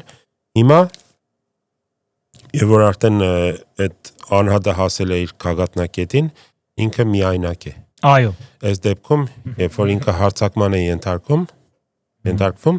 իրան էլ պաշտպանող չկա։ Արդեն ինքը մնում է միայնակ պետության ամբողջ պետական ապարատի դիմաց։ Պետական, այո, այդ բիրտ ապարատի դիմաց։ Բիրտ շատ կարևոր։ Այո, հենց դա է։ Այո, շատ ճիշտ ես ասում։ Էդգար ջան, ցավոք սրտի այսօր մենք Եվրոպայի հասարակության մեջ դրան ենք ականատես լինում եւ ճիշտ ասած բաներ կա, եթե ես որպես դասախոս խոսեմ հեռուստատեսությամբ, չգիտեմ, կամ իմ գոլեգաների շրջանակում որոշ բաներ ասեմ եւ չհամապատասխանի այսպես ասած ընդհանուր Եվրոպայում պրոպագանդվող գաղափարներին, հնարավոր է դու քո աշխատանքը կորցնես։ Այսինքն ամեն բան ասելուց առաջ պետք է սա զգուշ լինես։ Այդ cancel culture-ը որ մտավ մի քանի տարի առաջ, ծախակողմյան բանը, ճիշտն ասած հիմա որ նայում ես այս աչակողմյան այս ալիքը որ եկավ այո Թրամփի կողմից սրբեց այո Թրամփի առաջի նույնիսկ բանից սկսած որ 16 թվին ինքը առաջի անգամ անցավ պետք չի ասել որ առաջի անգամ ասենք 24-ից սկսվեց էլի ոչ 16-ից է սկսվել ամեն ինչ եթե ոչ ավելի շուտ բայց դրան բերեց ինչը դրան բերեց չափից սահմանները անցած չափից դուրս, ասենք ցախակողմյան абսուրդ ինչ որ բաներ, ասենք քաղաքականություն, ինչ որ այդ ոքիզմը բանը, այդ ամեն ինչը բերեց մի հատ հսկայական այնց ռեակցիա, որ մարդիկ ասեցին հերիք է արդեն։ Ինչը որ բանականությունից արդեն դուրս է գալիս, մարդուն արդեն այն կարգի ափերից հանում, որ ինքը ասում է ստոպ։ Հա, դե իհարկե։ Չմոռանաք, որ ֆաշիստները նույնպես եղել են ձախակողմյաններ։ Իրանք ձախակողմյաններ են եղել։ Իրանք առաջերտին տոտալիտարիստ են։ Այո, երբեմն որ ասում եմ ֆաշիստների դեմ պայքարելուց զգուշ դու էլ ֆաշիստ չլնես, էլի, այտենց արտահայտություն էլ կա։ Դե հա, այդ քաղաքականությունը շատ հիմա խոսեցինք դրանից շատ անկանխատեսելի իրավիճակում ենք այսօր գտնվում։ Այսօր նույնպես Բելգիայում աչակողմյաններն են, Բարդվևեր, Բուշե, Էմեր եւ այլն, նույնպես աչակողմյաններն են։ Ես չգիտեմ նույնիսկ կարելի է դրանց աչակողմյան անվանել թե չէ։ Դե ինձ թվում է Բելգիայում Աչակոմյան ինք ուղիղ իմաստով երևի չկա, ավելի ծախակողմյան։ Եթե չկենտրոնանանք կոնկրետ Բելգիայի, կոնկրետ Բելգիայի, ասենք ոնց է դու վերաբերվում Աչակոմյանները, երբ որ ուզում են գալ իշխանության, որպեսզի ինչ անեն, որպեսզի պետական ապարատը փոքրացնեն։ Ասենք դասական բանը դա է դեֆինիցիան, ասենք աչականության, որ պետական ապարատը պետք է փոքր լինի, որ հարկերը պետք է հնարավորինս ցածր լինի, իհարկե պետական ապարատը արդյունավետ աշխատի, դրա համար, այսինքն փողեր չպետք է մսկել, անիմաստ փողերին պետք է վերջ տանք, ու պետք չի հաջողակ մարդկանց գլուխները կտրել, որպեսզի դրանք գան հավասարվեն անհաջողակներին, այլ պետք է թողնել իրանց, որ ավելի աճեն եւ դրա փոխարեն օգնել այն մյուսներին, ովքեր ավելի շատ դժվարություններ ունեն։ Եթե հաջողակներին կտրես, դա սոցիալիստները, եթե չեմ Մարգարիտա Թիչերն ասում, սոցիալիստները աղքատություն են արտադրում։ Որտեղ հարստություն չեն սիրում։ Թիչերը մի քանի հատ այնց շշող բաներ ունի ասած, որ այո։ Ես վերջերս էլի չեմ հիշում, այդ ֆրանսիացի ով էր, որ ասում էր Ծախակողմյան այդ գաղափարախոսությունը քարզում է, որ պետք է հաջող մարդկանց պետք է հարկել, այսինքն հարկելը շատացնել դրանց վրա, որպեսզի ֆինանսավորեն ծախորդ մարդկանց։ Un gauchiste, c'est quelqu'un qui veut taxer ta réussite pour financer son échec. Էդա այո։ Կամ ծախողով, չեմ հիշում ով, բայց նման բան լսել եմ, այո։ Դե սոցիալիստական Ծախակոմյանները չեն սիրում ասում հարուստներին, ու իրանք ավելի շատ փխոդուին անում լա պովղտե գլաղիշեսը։ Իսկ եթե հասարակության մեջ չլինեն հարուստներ եւ Կա շատ նուրբ թեմա, հիմա կարող է լսողը տպավորություն ստանա, թե մենք ինչ որ կողմի բան ենք անում կամ կարիկատուրայի ենք ենթարկում, չէ։ Հարուստ աղքատ դա միշտ եղել է, բայց ստե մենք եթե խոսում ենք լուրջ պետությունը իրենց մեջ կրող այդ խավի մասին, ովքեր իրենց համարում են պետության տերերը, իդեպ պատմականորեն դա եղել է, ովքեր են համարվել պետությունների տերը, ասենք ֆինանսական էլիտաներն են եղել, ավելի ուշ, ավելի վաղ եղել են ռազմական էլիտաները, ասենք ով է եղել թագավորը եղել է, ասենք գլխավոր հրամանատարը,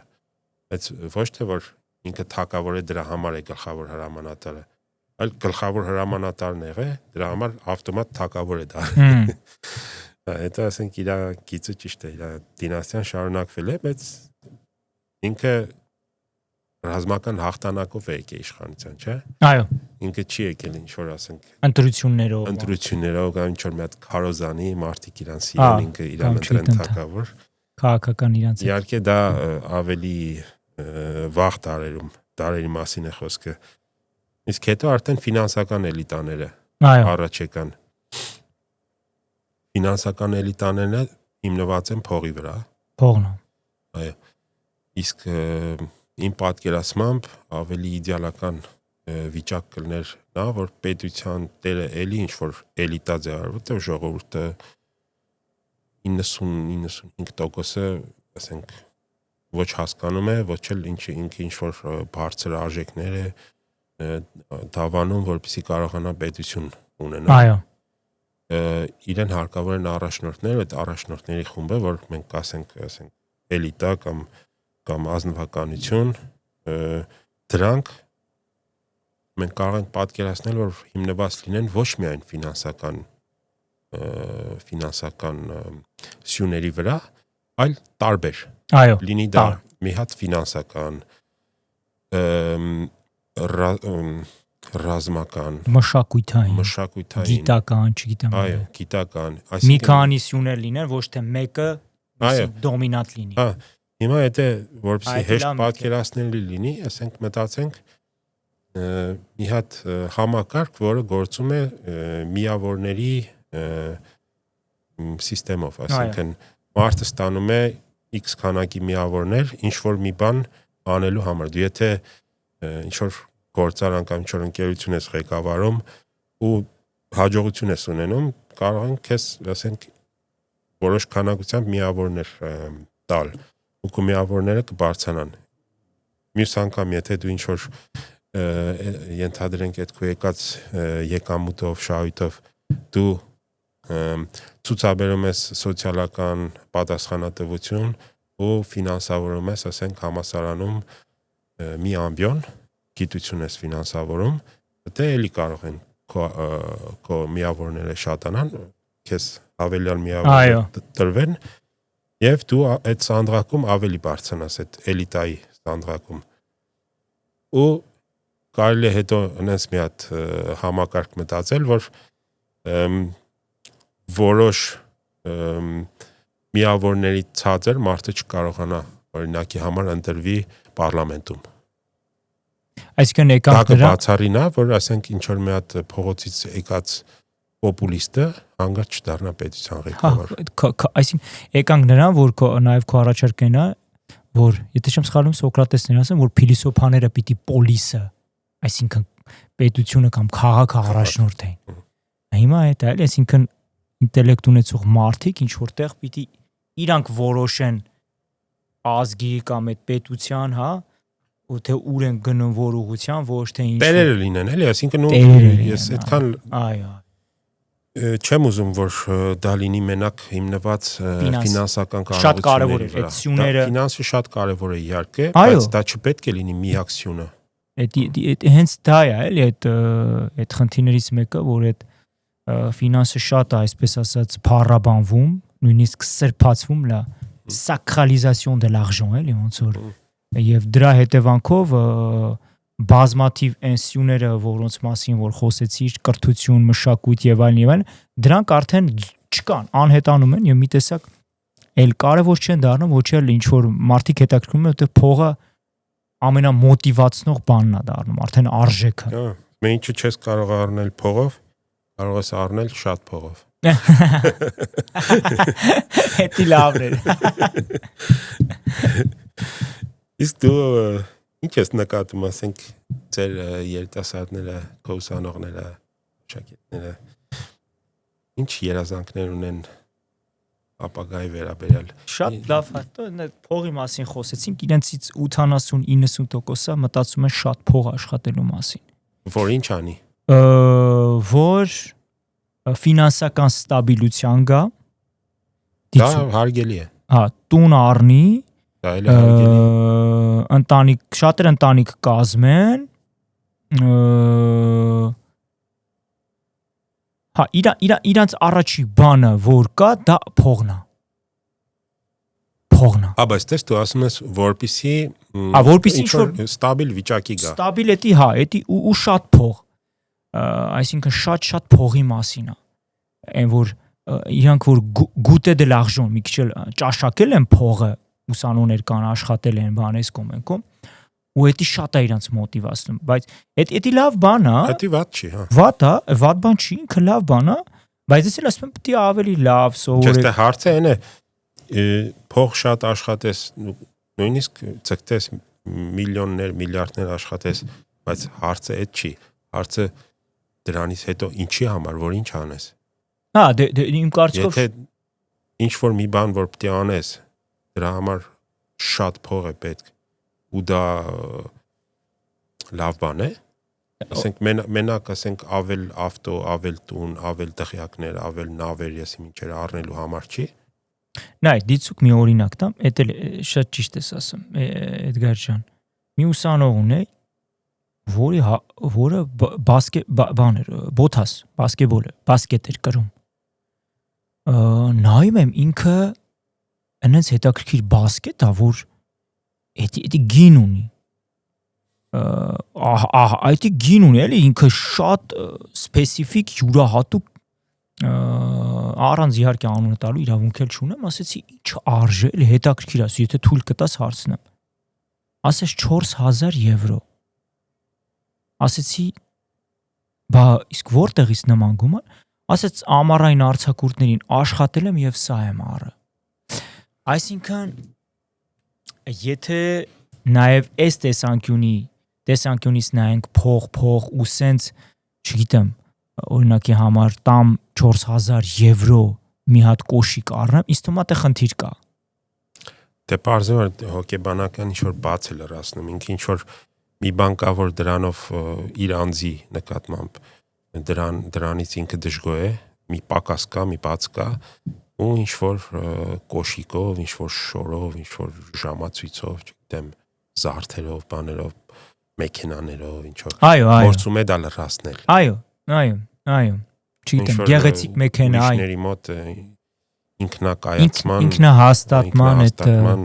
այդ process-ի թվացial ձև է։ Հա, բայց եւ դա հոգեբանություն է, հասկանալի, հա։ Այո։ Այս տեսանկյունից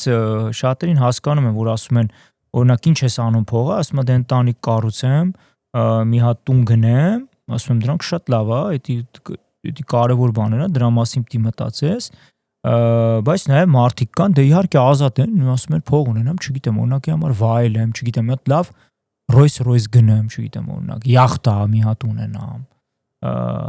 Եվ այսպես շանակ ու հա, բայց դա պիտի այն բանը կա, չէ՞ որ ասում է 5 անգամ պիտի ասես ինչու։ Ինչու։ Ինչի համար այն բան հայտնի սկեչի մեջ կա, չէ՞ որ ասում է որ հետևիդ այգիները վերկած մշակի, որ ասում է փող ունենաս։ Ասում է մյուս տարի ավելի շատ ներդնես, ավելի շատ վերք ունենաս, ասում է ինչի համար։ Հիմա դա մենք 5 անգամ հատուկ տեխնիկա է, կարծեմ ինչ որ ճապոնացիոց կողմից մշակված, որ ասում է 5 անգամ պիտի հարց։ Այդ մարդը հիմա որ ասում է ինքը ուզում է յախտ ունենա, չէ՞։ Պիտի ասես, օքեյ, փող է ուզում, որ յախտ առնի, ասում ես ինչի համար։ Ասում է, որ ինչի համար օրինակ։ Ինչ կարող է ասի։ Դե կարող է ասել, չգիտեմ, օրինակ ընկերներիս հետ պատտվեմ Դուբայում, Աբու Դուբայում, չգիտեմ։ Okay, ինչի համար։ Պատտվես, որ ինչ անես։ Հա, վայելեմ, լավ զգամ, չգիտեմ, կամ story անեմ դնեմ Instagram-ի վրա, տեսնեմ բոլորը, որ Եկանք, այսինքն ստե ցուցադրելու բան կա, չէ՞։ Դա։ Ասին ինչ ես ուզում դու ցուցադրես։ Դե որ տեսնեն, տես ես ինչ հաջողության եմ ասել, դու չունես։ Որ քեզ լավ վերաբերվեն։ Այո, որ ինձի ինքնստինքյան յախտայի վրա արդեն ինձի կհարգեն։ Այսինքն գալիս ենք նրան, որ դու փող ես ուզում, որ քեզ հարգեն։ Վերջ, այսինքն փողը հարգանք է ստեղծում շատերի մոտ։ Այսինքն դու հարգանքի պակաս ունես, կարող է դա լինի հարգանք, կարող է ուրիշ բան ասել հիմա, ուրիշ եզրակացություններ են հնարավոր։ Անձին հարգեն զուտ իր ֆինանսական։ Չէ, ուզում եմ ասեմ, կարող է ասենք բարձվել հարգանքը չէ, ինչ որ ուզում է ինչ որ չգիտեմ, ինչ որ մի հատ աղջկա գրավի կամ Այո, այդ էլ կարող լինի։ Ու դրա միջոց ինքը իր մտածելով մտածում է, որ այսպես որնի իր դուրը կարող է գա, այսպես աշկին գնա։ Դա ուշադրության կենտրոնում։ Ինչ որ պակաս, ինչ որ բարթույթներ, բաներ միգուցե կա, որ ուզում է ինչ որ այո, հաղթահարի կամ չգիտեմ, ցույց դնի մարդկանց։ Այս ամեն ինչը բնականաբար չի վերաբերվում այն մարդկանց, ովքեր օրինակ վերցնենք այս 20-րդ դարի վերջի նույնիսկ 2000-ականներից այս կողմ, այսինքն գնում է արդեն 21-րդ դարի, որ նայում ենք տեխնոլոգիական այս նոր հեղափոխության արդյունքում առաջ եկած նոր միլիարդատերներին օրինակի համար այդ Elon Musk, Kafa, Bill Gates, Amazon, Facebook, Google, իրանք որոնք իհարկե նյութական բաներից էլ են օգտվել, որտեղ չի կարող օգտվել, բայց եթե իրենք զուտ դրա մասին մտածեին, իրենք այդ եկած եկամուտը չէին ներդնի այդ կամպանիան մեծացնելու մեջ, այլ ինչ որ յախտաներ բաներ կառնեին, կնսխեին կգնար, ոչ իման չէ 20 տարի հետո բան չէ։ Մարդկության օգուտ բաներ են, օրինակ Amazon-ը։ Հա, դե իհարկե իրանք դոմինանտ դիրք ունեն, ինչ որ շահարկում են դա, միշտ չէ որ ոնց որ մարդկության օգուտ բաներ են անում, կոնկրետ Amazon-ի վերաբերող, բայց չեն կարող ասենք, որ իրենք մարդկության պատմության մեջ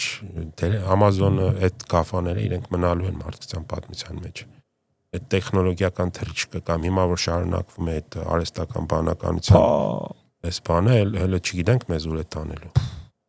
Վերջնա։ մանավանդ արհեստական բանականությունը այսօր ասենք այդ կարգի բիզնեսմենները, այդ կարգի վիզիոներները կամ ասենք ինչքան էլ այդ Էլոն Մասկին չսիրենք, բայց ասենք ինքը բաներ է անում, չէ՞, այդ տիպի հաշվի նստեն։ Բաներ է արել, որ ասենք մարդկության մեջ, մարդկության պատմության մեջ մնալու է տիեզերք թռնելը, բանը կոմերցիալ բաներով, արբանյակներով, կոմերցիալ։ Այո, աշխատանքի մեթոդները, ես իր մասին դասավանդել եմ, Էդգար ջան, ինքը իր այդ աշխատելու process-ը եւ հաջողության հասնելը եւ կոնկրետ իրան ես շատ եմ նայում այդ X-ում բան եւ իրա գրելը բան, դե հիմա ամեն մարդ յուրովի կարող է իրան անցալել, ամեն մարդ ազատ է։ Խաչիկ ջան, արհեստական բանականությունից խոսեցինք։ Այո։ Օրինակ, նայ կրթության ոլորտում, չէ, բոլորը պատկերացնում են, ասենք ովքեր որ մի քիչ ավելի շուտ են ավարտել, դուրս եկել այդ ժամանակ դեռ արհեստական բանականություն չկար որպես consumer product, այսպես ասած, որ մարդը, ասենք, հասարակ մեկը, ճիշտ է, կային, ասենք, մեր համալսարանում էլ ULB-ում էլ կար ամբիոն, որը մեր ինֆորմատիկայի դասախոսներ վարում, կոչվում էր արհեստական բանականության եւ կարծեմ մեքենային ուսուցման machine learning այդ դեպարտամենտ երևի, հա։ Այո, բաժին Հյուգ Բերսինին էր վարում այդ բաժինը։ Բայց ասենք այսօրվա ուսանողները ոնց են դրանից օգտվում։ Այո։ Ասենք դու առաջադրանք ես տալիս որպես ուսուցիչ ու չգիտես գնում են այդ աշխատանքը գրած բերում են, դու չգիտես որ մասն է արհեստական բանականության գրածը, որ մասն է իրանց գրածը, առաջ Վիկիպեդիայից էին բողոքում, հիմա ինչ Վիկիպեդիա։ Հիմա էլ Վիկիպեդիան արդեն անցել է։ Վիկիպեդիան հին է արդեն։ Հա, Էդգար ջան, էսի այսօր շատ քննարկվող հարցերից մեկն է։ Ես դաս եմ տվել հենց ինչպես օգտագործել ChatGPT կամ intelligence artificial եւ միջև սկսելը մի հետաքրքիր հաղորդում նայեցինք, որ մի բժիշկ է այսօր Ֆրանսիայում, որ ասում է պետք չի սովորել, պետք է իմանալ intelligence artificial-ը միայն։ Ավտ ինքը նույնիսկ իմանալ զբանես հանճարը։ Այո, հա, հիմա այդ վիճակն է, հա, այսինքն ճշմարտությունը հանճարի բանը կապում են ChatGPT կամ intelligence artificial բանի հետ եւ գիտես ես օրինակ հանձնարարություն եմ տվել ուսանողներին իրանց թե ինչպես ես դու օգտագործում կամ ինչ որ մի հանձնարարություն է տալիս մի դասախոս, ինչպես ես քո հանձնարարությունը կատարում։ Նախ սկսեմ միջև ուսանողներին անդրադառնալը, սկսեմ ինքս ինձանից։ Ես որպես դասախոս նույնպես օգտագործում եմ։ Բայց սա ինձ համար որպես ինչ որ մի գործիք է, ոչ թե այսպես ասած մարդկային ասպեկտը ինձ համար միշտ մնում է դոմինանտ։ Դիցուկ, օրինակ կարող է ես մի տեքստ գրեմ, մի edge-ի սահմաններում, խնդրեմ ChatGPT-ին, որպեսզի ինքը ավելի գեղեցկացնի այդ տեքստը։ Չգիտեմ, եթե պետք է ավելի ակադեմիական դարձնի, բայց բովանդակությունը ինձանից է գալիս։ Կարծեմ ինչ որ ըստ ստատիստիկաների մոտ 80% է դրա համար է օգտագործում։ Այո, դա շատ լավ բան է, դա վատ բան։ Email գրել։ Այո, email գրեք, արագ մի տեքստ ասենք արագ բան անել, ռեզյումե անել։ Այո, հենց հիմա օրինակ, չգիտեմ, խնդրում եմ ինձի օրինակի համար այս ուսանողին այս տիպի նամակը ես իրան բանավոր օրինակ ասում եմ վոկալի տեսքով եւ ինքը հրաշալի իմ ասածը նույն ձևով օրինակ գրում է ավելի գեղեցիկ, այսինքն ես որ ժամանակ պետք է ծախսեի եւ այլն նստեի գրեի բան, ինքը ինձի ես ընդամենը 50 սեկունդ իրան բան եմ ասում, ինքը իմ ասածը որ ես պետք է ուղղակի ժամանակ ծախեի, իմ ժամանակը ինձ խնայում է ժամանակ։ Եվ այս առումով եւ գիր գրելու հետ կապված որոշ բաներ եւ այլն, նույնիսկ հիմա համալսարանում որ ուսանողական թոշակի ես դիմում, հարց կա։ Դու քո, չգիտեմ, պրոժեն ինչ որ գրել ես, օգտագործել ես ChatGPT-ն, թե չէ, ասում ես այո, ընդ պետք է ժուստիֆիա անես, արդարացնես թե ինչքան, ինչ ձևով եւ այլն եւ այլն։ Եվ ընդհանրապես կան օրինակ մի գոլեգա ունի, նույնիսկ մենք համեմատում ենք ChatGPT-ն եւ ինքը Claude-ը օգտագործում։ Claude-ը իրան նույն հարցն ենք տալիս, չգիտեմ, ինչ որ մի խնդրի մասին, տեսնում եք օրինակ Claude-ը ավելի շատ ակադեմիական բանով կարող է շատերը համաձայն չլինեն ինձ հետ իրենց իրավունքն է, ակադեմիական առումով մի քիչ ավելի թույլ է, քան թե ChatGPT-ն։ Claude-ը ավելի շատ ինֆորմացիայի բազա ուներ, քան թե ChatGPT-ն։ Սենց, օրինակ Grok-ը, չգիտեմ, ավելի լավ, ընդ հազարավոր արդեն տեսակներ։ Հա, engine-ներ կան, որ ասենք հայտնի են, իրանք ավելի կարող են ավելի մտածել, ավելի լավ մտածել, ասենք մտածել, reasoning-ը իրանց մոտ ավելի զարգացած է, engine-ներ կան, իրանց մոտ զուտ այդ տվյալների բազան մեծ է, LLM-ները ահագին զարգացած են, ինքը կարող է ինչ-որ ըստ իր ունեցած տվյալների քեզ ամեն ինչ ասի, բայց եթե դու իրան հարցնես ինքնուրույն ինչ-որ մի բան մտածի, ինքը կարող է ավելի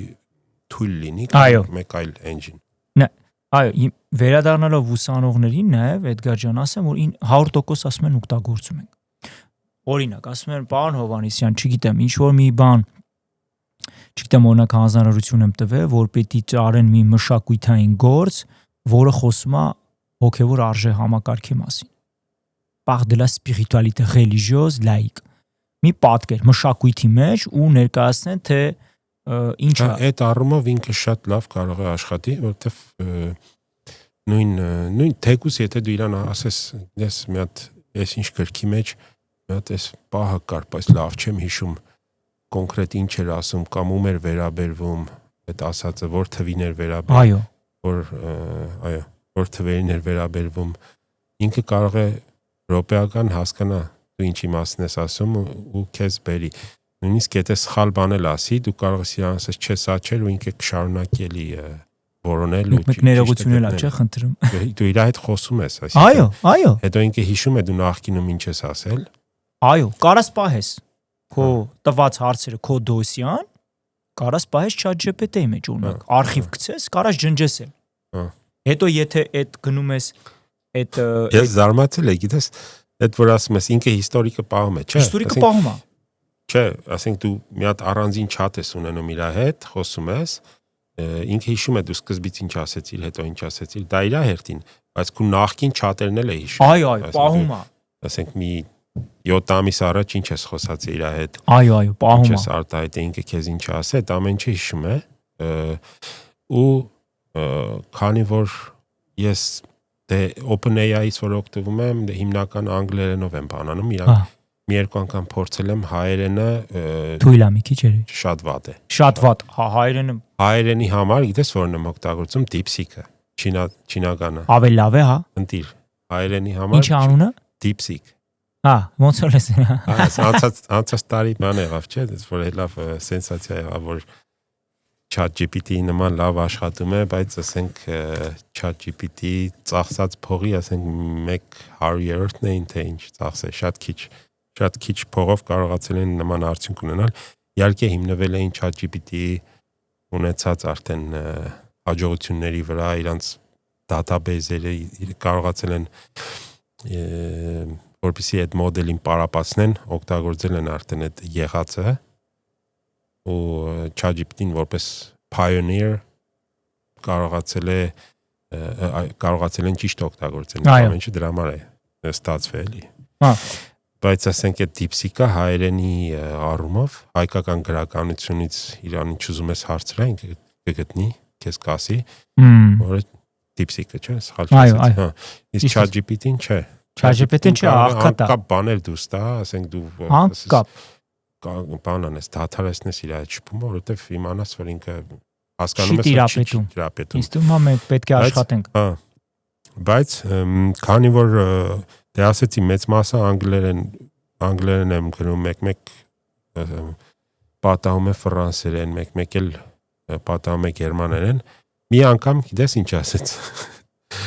էլի հայերեն բան էի ասել, դες չէր կարողացել նորմալ գտնել, վերջը անգլերենով մի բան պիտանի եզրակացության եկավ, հետո Դե միշտ վերջում ասում է ուզում ես հիմա այս ինչ բան անեմ, հաջորդ միշտ next step, հաջորդ քայլն է քեզ բանան։ Ուզում ես հիմա մի հատ, չգիտեմ, այս տեքստը չգիտեմ ավելի ուրիշ ձև կամ կոնսպեկտ անեմ, ավելի ակադեմիական, ռոմանտիկ կամ հարցեր կարող։ Ուզում ես այս ինչ կետի վրա մի քիչ էլ խորանամ, բան։ Ինձ էլ հարցնում է, ասում է ուզում ես ես ամեն ինչը թարգմանեմ գերմաներեն։ Դրա առաջ ես իր այդ գերմաներեն բաներ էի գրել։ Ասում ես ուզում ես թարգմանեմ։ Այսինքն ինչ է, ասած ինչ է որ հիշում է ինքը։ Այո, պահում։ Հիշում է որ այս մարդը, այս լեզուն էլ կար, ուրեմն կարող է ուզենա այս լեզվով այս ինֆորմացիան ստանա։ Այո, բայց ուսանողների առումով որ վերադառնանք ճիշտն ասած ես չեմ պատկերացնում, գիտես, որովհետև ասենք բաներ կան, չէ, որ դες գործիքներ կան, որ իրանք ստուգում են դա արհեստական բանականություն գրած է, թե չէ, իհարկե։ Շատ շուտվանից կա արդեն, ստուգում են, դու կարող ես ասես սա արհեստական բանականությունն է գրել, թե մարդ, բայց դրանից հետո էլ են գործիքներ դուրս եկել, որ ասենք կարող է սխալ ասեն, չէ, ChatGPT գրածը ոնց որ humanize անի, այսինքն դարձնի մարդկային փոփոխություններ բաներ անեն որ այդ ստուգողները չկարողանան։ Անեն անեն որ երբ որ գցեն այդ մաշինի մեջ որ պիտի ստուգի AB թե չէ, չջոգի։ Դե դա արդեն գնաց։ Հիմա էլ էսի ակադեմիկ հիմա օքեյ դպրոցն է, բայց երբ որ արդեն մարդիկ պետք է համալսարանում դե գիտական աշխատանքներ, չգիտեմ մեմուարներ, բանի է, այսինքն ավարտական աշխատանքն է, այդ բաները գրելուց, այսինքն էլ չեն կարողանա։ Դե չգիտեմ, կոնկրետ համալսարանը ինձ թվում է պիտի ավելի մեծ քայլեր անի, չգիտեմ, կամ կողմ կամ դեմ, պիտի ինչ-որ հստակ իրանց պոլիտիկան հստակեցնեն, ինչքան օգտագործել եւ այսինքն օրենքներ անեն հստակ, որպեսզի պարզ լինի։ Եվ նաև պետք է հաշվի առնես, օրինակ չգիտեմ, այսօր շատ մարդիկ կան, որոնք հին հունարենից կամ լատիներենից թարգմանություններ են անում, ChatGPT-ն կամ Claude-ը ավելի լավ է անում, քան թե ինքը որ պիտի անի, չնայած մարդկային էլի ասպեկտը դոմինանտ է մնում այնքանով, որ թարգմանությունից հետո ինքը ստուգում է եւ տեսնում է կատարյալ է արել։ Հիմա հարց է առաջանում էլի մարդն է այդ ամեն ինչը կա։ Հիմա հեծանիվի վրա էլ է, չէ, մարդը նստում, հեծանիվ է քշում, բայց վսյոտակի մարդն է, չէ, այդ պեդալները շարժում, չէ։ ChatGPT-ն է նույն բան, այսինքն մարդն է։ Գործիք է էլի։ Ինչպես? Գործիք է։ Գործիք է, վերջ, այսինքն գործիքի պես։ Մի հատ հումորիստ մի հատ հնդիկ կա, որ համացանցում կա, որ իբր գնում է աշխատանքի հարցազրույցի ու գործատուն ասում է հա հարց է տալիս ու ես սկսում է ChatGPT-ից օգտվել, ասում է հա բայց մի օգտվի ChatGPT-ից, ասում է մի րոպե, ասում է երբ որ դու հարցնում ես խոսքի ոնց ծվածեղ պատրաստեմ, ինքը քեզ ասում է ոնց պիտի անես, ասում է բայց քու տեղը չի անում, ասում է դու պիտի անես, չէ։ Այո, օրինակի համար նա հիմա դիցուկ ես գիրք եմ կարդացել, այդ գիրքը ամփոփել եմ, օրինակ այդ գրքի պարունակությունը, եւ ես օրինակ գիտեմ ինչ եմ ուզում այդ մեջբերումների հետ, կարող է օրինակ ChatGPT-ին ասեմ, չգիտեմ, այս բանը ինչպես ես հասկանում։ Ես քանի որ էքսպերտ եմ, ChatGPT-ն օրինակ ինձի մեկնաբանում է, ես հանում եմ, տեսնում եմ, որ ինքը սխալ է մեկնաբանը։ Հա, այս վերջերս եթե չեմ սխալվում, նախկին Լյուվենի համալսարանի ռեկտորը մի գիրք էր հրատարակել, գրքի մեջբերում կա, որ ոչ միտեղ ռեֆերենսը չեն գտնում, հղում է որտեղից է եւ իրան մեղադրում են, որ ChatGPT-ն է օգտագործել։ Մի կողմից գիտես ոնց, կարող է օքեյ սխալ է եղել եւ այլն, բայց նորմալ է, որտեվ եթե դու էքսպերտ ես, ChatGPT-ն կարող է շատ գեղեցիկ ձևով օգտագործես։ Եվ նույնպես եթե ինքը մի բան քեզ ասում է, դու գիտես դու ազնական բան ունես, ոնց ունես այդ judgment ունես, այո, դու այդ կոմպետենսը ունես, որ ճիշտ ասես, թե չէ։ Օրինակ չգիտեմ, Կանտի տեքստը, դու հաստատ գիտես Կանտի դիրքորոշումը, եւ իրան ասում ես, չգիտեմ, Կանտը սենց է ասել, օրինակի համար կամ Նիչեն, եւ ինքը հստակ հանում է տեքստը քեզ քո ասացի հիման վրա, դու ես իրան առաջնորդում, դու դրա համար պետք է լինես էքսպերտ, չէ՞, օրինակ չգիտեմ, ուսանողը որ Կանտին չգիտի, չի կարող կանտը ինքը ChatGPT-ին ինչ ասի, ChatGPT-ն կարող է օրինակի համար ապուշ բաներ ասի, ինքը բերի, ես կարդամ, ասեմ, գիտես ինչ էս դու որտեղից ես գտե կամ ռեֆերենս ընձի ցույց տուր։ Էդ էլ կա։ Հեշտ բաները ինքը կարող է, ասենք, Հեշտ բաները, բայց ընդ է արդեն հեշտ բաները նենց է, որ կամ ճիշտ է, կամ ճիշտ չի, ասենք, այնտեղ ինտերպրետացիայի հարց չկա։ Ուրիշ բան, եթե ասենք դու տվյալ փիլիսոփայի ասածը մեկնաբանում ես, չիմանալով դրանից առաջ ինչ է եղել, ինքը որ այլ փիլիսոփաների մտքերի հետ է հակադրվե, ինչ դուալիտիներ են այդ տարիներին գործել, ինչ աշխարհ քաղաքական վիճակի է, այդ ամեն ինչը, ասենք, իհարկե, եթե դու իր հետ շփվելուց ասում ես, հա, բայց հաշվի առ, որ էս սենց է եղել, ինքը ասում է, հա, կներես, այդ պահը չի հաշվարկել ու մի հատ էլ էլի բանանում։ Այո, դու ունենաս նաև իր պատասխանը։ Այո, դու ունենաս նաև այդ փիլիսոփայական կամ չգիտեմ, տարբեր բնագավառի մեջ այդ բագաժը դու որ կարողանաս ճիշտ իրան ChatGPT-ն ինքը նաև զգում է իրան իր տեսակի։ Հա դա բոլոր ոլորտներին է վերաբերում, մենակ փիլիսոփայությունը չէ։ Հա, եւ բոլոր ոլորտները, հետո ChatGPT-ն պատկերացրա ինքը դա ես հիշում եմ, կներես։ Այո։ Իմ ավարտական բանը, որ պիտի գրեի թեզը, այսպես վերջում ինչքան բան էի կարդացել, որ այդ մի 100 քանի էջը գրեի, այս դրել է իրար վրա, համարյա այսպես մի մետրից մի քիչ բաներ կազմել, այդքան PDF A4 ֆորմատի, sense ֆորմատի թղթեր։ Ու շատը այդ կարտացածներս լավ ինֆորմացիաներ էին, բայց պետք չեն եկե։ Ահա։ Հիմա եթե այդ հնարավորությունը ես մտածում եմ, եթե լիներ։ Ես ասեի, որ գիտես ինչ, ինձ հետաքրքրում է SSS թեման։ Քեզ տար, դու կարդայր ու գրեիր։ SSS թեման արդյոք տվյալ paper-ի մեջ այդ թեմայի մասին խոսում է թե չէ։ Ես որպեսզի չդնեմ այդ 30-40 էջը կարդամ, ինքը ինձ ասում է, այո, այս թեմայի մասին կա կամ այս հարակից թեմաներ կան, որ դրա համար կարող է հետաքրքիր եղնի, կարդա կամ մի կարդա։ Հոնե այդ բանը ասի, կամ անցի կամ քեզ կոնկրետ ուղղորդի ասի, գիտես, այս թեմայով այս ինչ բաներն են, լավ paper գրեք, գնա իրանց paper-ը կարդա։ Բացարձակ ինքը ես ասում եմ ինքը GPS-ի նման ինչ որ ոչ միայն GPS օրինակ չգիտեմ քաղաք ես գնում քեզ ճիշտ օրիենտացիա է տանում ուղումը դու էր իրան պետք է ճիշտ քո հարցերը տաս եւ դա նույնն է օրինակի համար դու ինչ որ օրինակ որ դիսերտացիադ գրել ես չէ քո դու ունեցել ես պրոմոտոր չէ որի հետ երբեմն հանդիպել ես ինչ որ գաղափարներ ա տվել էսի ավելին է քան թե քո պրոմոտորը էսի 10 անգամ դու 100 հատ պրոմոտոր ունես քո կողքը այսինքն 100 միլիոն անգամ քո աշխատանքը ինքը հեշտացնում է ու այդ իմաստով էի նաև ասում որ ուսանողներս ասում են չգիտեմ պարոն Հովհաննիսյան այս ինչ բանը գտնելու համար ես պետք է ժամանակ տրամադրեմ մտնեմ ուսումնասիրեմ հեսա ես իրան հարցնում եմ ինքն ինձ տալիս է ես գնում եմ ավելի փնտրում եմ բերում եմ եւ ավելի հեշտացնում է իմ գործը եւ իմ կարծիքով ես այս ամեն ինչին շատ դրական եմ նայում չնայած որոշ գոլեգաներ կան որ մի քիչ պատկանում են մի այլ ուրիշ սերունդի ամենայն հարգանք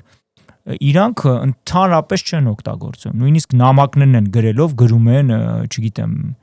այդ հինը այդ կլասիկ ձևով եւ այլն բայց դե իհարկե դա էլ իրենց իրավունքն է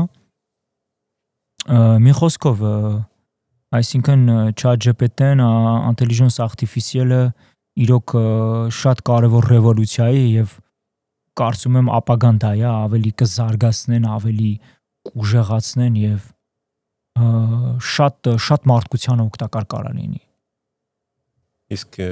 ինչ ռիսկեր ես տեսնում դրա առումով։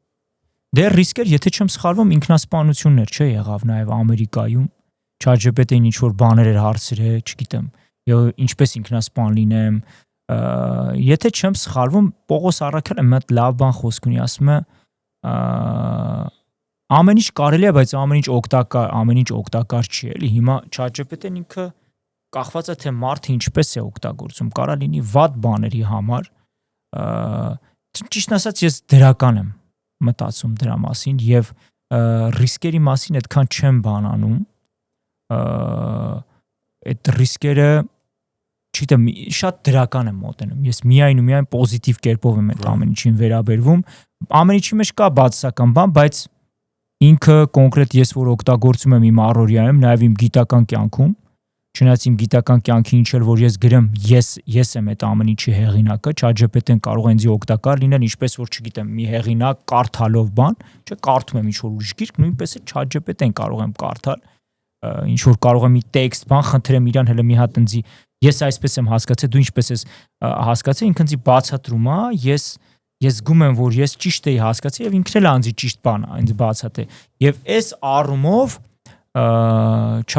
ChatGPT-ին մնում է ոչ այլ ինչ, եթե ուղղակի ֆրանսերեն ասած շապո անենք եւ բրավո եւ ծափահ անենք, որովհետեւ իրոք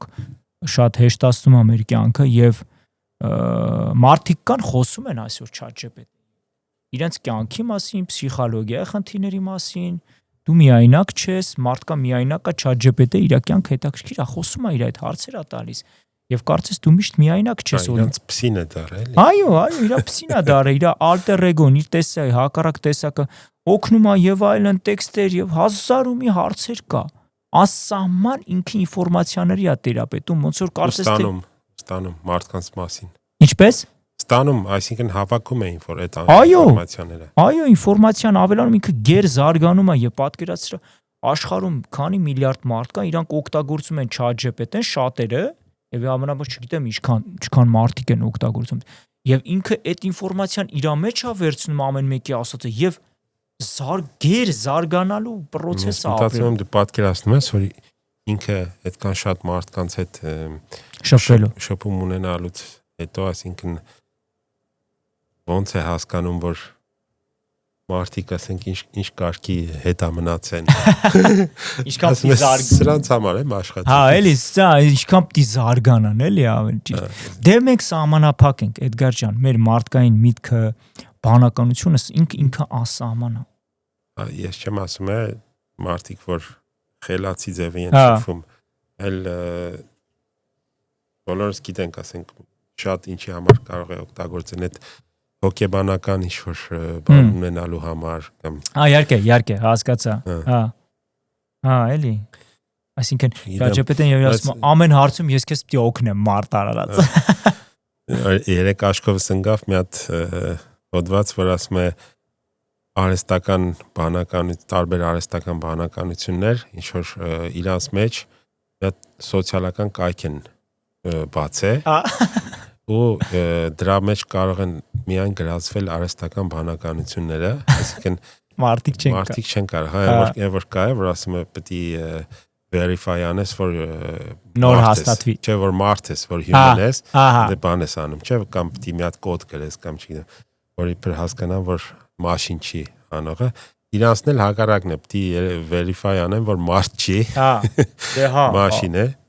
այո, ասում եմ իրանք իրար մեջ տենց խոսում են, հետո մտածում եմ, որպեսզի մարդիկ չհասկանան իրաց լեզուն, ինչ անեն, ուրիշ լեզու են հորինում, որ լրիվ ասենք անոնիմ բան եղնի, մարդկանց ոչ հասանելի, այսինքն ռիսկեր կան, այո, ռիսկեր կան, հա, ու ես չեմ սիրում, որ մարդիկ համեմատում են օրինակի համար, բանի զենքերի համար, դե որ ասում են զենքը մի կողմից ասում են ցախակոմյաններ ասում են զենքը մարդ է սպանում բան մյուսները ասում են ոնց զենքը մարդ է սպանում զենք չի սպանում մարդն է սպանում այո դու այդ գործիքը կառավարողը մարդն է մարդու ձեռքն է կամ ասենք դանակը օգտակար չէ դանակով կարող ես մարդ սպանել հա բայց դանակով կարող ես ուտելիք կտրես կամ խորովածար միս կտրես տաշես կամ բան անես այո գործիք է հիմա դու ոնց կօգտագործես կողես մարդու փորը դե ինչ բան կանես եթե դու ես որոշում բայց արհեստական բանականությունը այդքան պրիմիտիվ չի այն առումով որ ինքը որոշ էտապից ինքը կարող է դեռ ինքնուրույն դառնա ու դեռ արդեն մարդել ասելիք չունենա մարդու կառավարումից դուրս գա այդի վտանգավոր է այո այդ սխալն են մարդիկ համեմատում են այդ զուգահեռները տանում են այո զենքի ու դրա միջև որը այսինքն աբսուրդ է այն պահից սկսած որ ChatGPT-ն քեզ չլսի ասի դու գիտես ես եմ ասելու քեզ ես եմ քեզ ուղղորդելու եւ այլն այդտեղ շատ վտանգավոր բաներ կա առանց մարդկային այդ անալիզի բանի եւ այլն վերլուծության այդտեղ վտանգավոր կլինի, այսինքն քեզ մի տեսակ ստիպի ChatGPT-ն եւ այլն, այդտեղ արդեն լուրջ բաներ կլինի, լուրջ վտանգներ կա, համաձայն եմ։ Դե դա էլ կարող է լինի, բայց դրա դեմն էլ կլինի առնեն ինձ թվում է, էլի Էդգար ջան։ Մենք նույն ռիսկերը բանի ժամանակ ծնվեցին, երբ որ միջուկային զենքը ստեղծվեց առաջի անգամ։ Այո։ Լոս Ալամոսում, որ հետո որ փորձարկեցին, տեսան, որ աշխատում է, արդեն լրիվ աշխարհ քաղաքական վիճակը փոխվեց, գլխիվար շուր եկա, որովհետև կա մի պետություն, որ այդ զենքը ունի ու օգտագործեց, անմիջապես օգտագործեց Ճապոնիայի վրա, կրվի դաշտում, Քիրոսիմա Նագասակիում, այո, օգտագործեց ոչ այնքան պատերազմական նպատակներից, այլ փորձարկելու տեսնել թե էֆեկտ չէ, ցուցադրելու ես ուժում ունեմ, ես ունեմ, այո, վախեցեք ինձանից։ հետո ինքը դե կոմունիստական բաների մեջ էլ էր եղել, չէ, ուսանողական խմբերի բան, այդ Օպենհայմերը։ Կինոն չգիտեմ տեսել ես, թե չէ, շատ չեմ դիտել ֆիլմը, բայց ասում են լավն է։ Շատ լավն է, այո։ Okay, գնայեմ։ Այդ ինքը հետո մի պահ այդ իր հարցազրույցների բաների ժամանակ ասում է, որ դե լավ կլինի, որ մի քանի պետություն գոնե ունենան, հզոր մեծ պետություններից, որ մեկը մյուսին հավասարակշռի, որ ոչ մեկ ռիսկ չանի օգտագործի։ Ահա։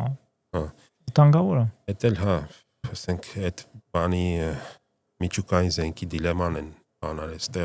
այդ ժամանակ այդ են ստեղծել, որ հավասարակշռեն ու փաստեն է, որ Հիրոշիմա Նագասակիից հետո չի օգտագործվել դա մարդկության վրա։ Առաջինը օգտագործողը եղան ամերիկացի պաստ։ Փորձեր արել են օվկիանոսների մեջ կամ չոլերում, Սիբիրներում։ Արել են։ Փորձեր իհարկե հազարավոր փորձեր եղել են, բայց ասենք որ մարդկության վրա դե բարձր չեն օգտագործել դրանից հետո։ Հիմա չգիտեմ, տեսնենք այս արհեստական բանականությունը մի ձև էլ դրա համար է պետք գտնել, որ կոնտրոլի տակ պահեն։ Արկելի էլի դրա օգտագործում, ուզենան օգտագործեն, ինչ որտեղ դեզակտիվի անեն այդ ինչ-որ մի բան պետք է։ Մի բան պետք է անեն, թե չէսի որոշ մարդիկ կարող է մի քիչ ուրիշ ամբիցիաներով կառավարության իշխանության գլուխ գալ եւ սկսել օգտագործել եղբայր։ Չէ, ես կասեի ոչ թե մարդիկ, այլ հենց այդ մաշինները։ Այո։ Այսինքն տան իրան գաղափարը եւ իրան տան գաղափարը եւ ինքը գնա էլի։ Նույնիսկ ինքը իրան կարող է այդ գաղափարը ունենալ։ Այ վտանգների մասին, այո։ Որտեւ ինքը մի տեղ էլի կարծացել եմ, կարծեմ այդ Kurzweil-ի գրքի մեջներ, թե որտեղ էր, որ ասում է ինչ բան է conscience բանը, գիտակցությունը ու ինչ որ գալիս են եզրակացության, որ դա վերջո ինչ որ ֆիզիկական, քիմիական կառուցվածք է, որը դու կարող ես դա ստանաս կարբոնից, այսինքն բիոլոգիական մասայից, դու կարող ես դա ստանաս սիլիկոնից, այսինքն ինֆորմատիկ մատերիալից։ Այո։ Հետաքրքիր խոսքով։ Հետաքրքիր զրույց ունեցանք այսօր։ Շատ շնորհակալություն Խաչիկ։ Խնդրեմ եմ Էդգար ջան, սիրով, հույսով եմ ելի կհանդիպենք եւ սենց հետաքրքիր թեմաներ կշոշափենք։ Այո։ Եվ շատ հետաքրքիր է, որ զրուցակիցդ տարբեր թեմաներից գաղափար է ունենում։ Շնորհակալություն։ Շնորհակալություն Էդգար ջան։ Հաջողություն։ Հաջողություն։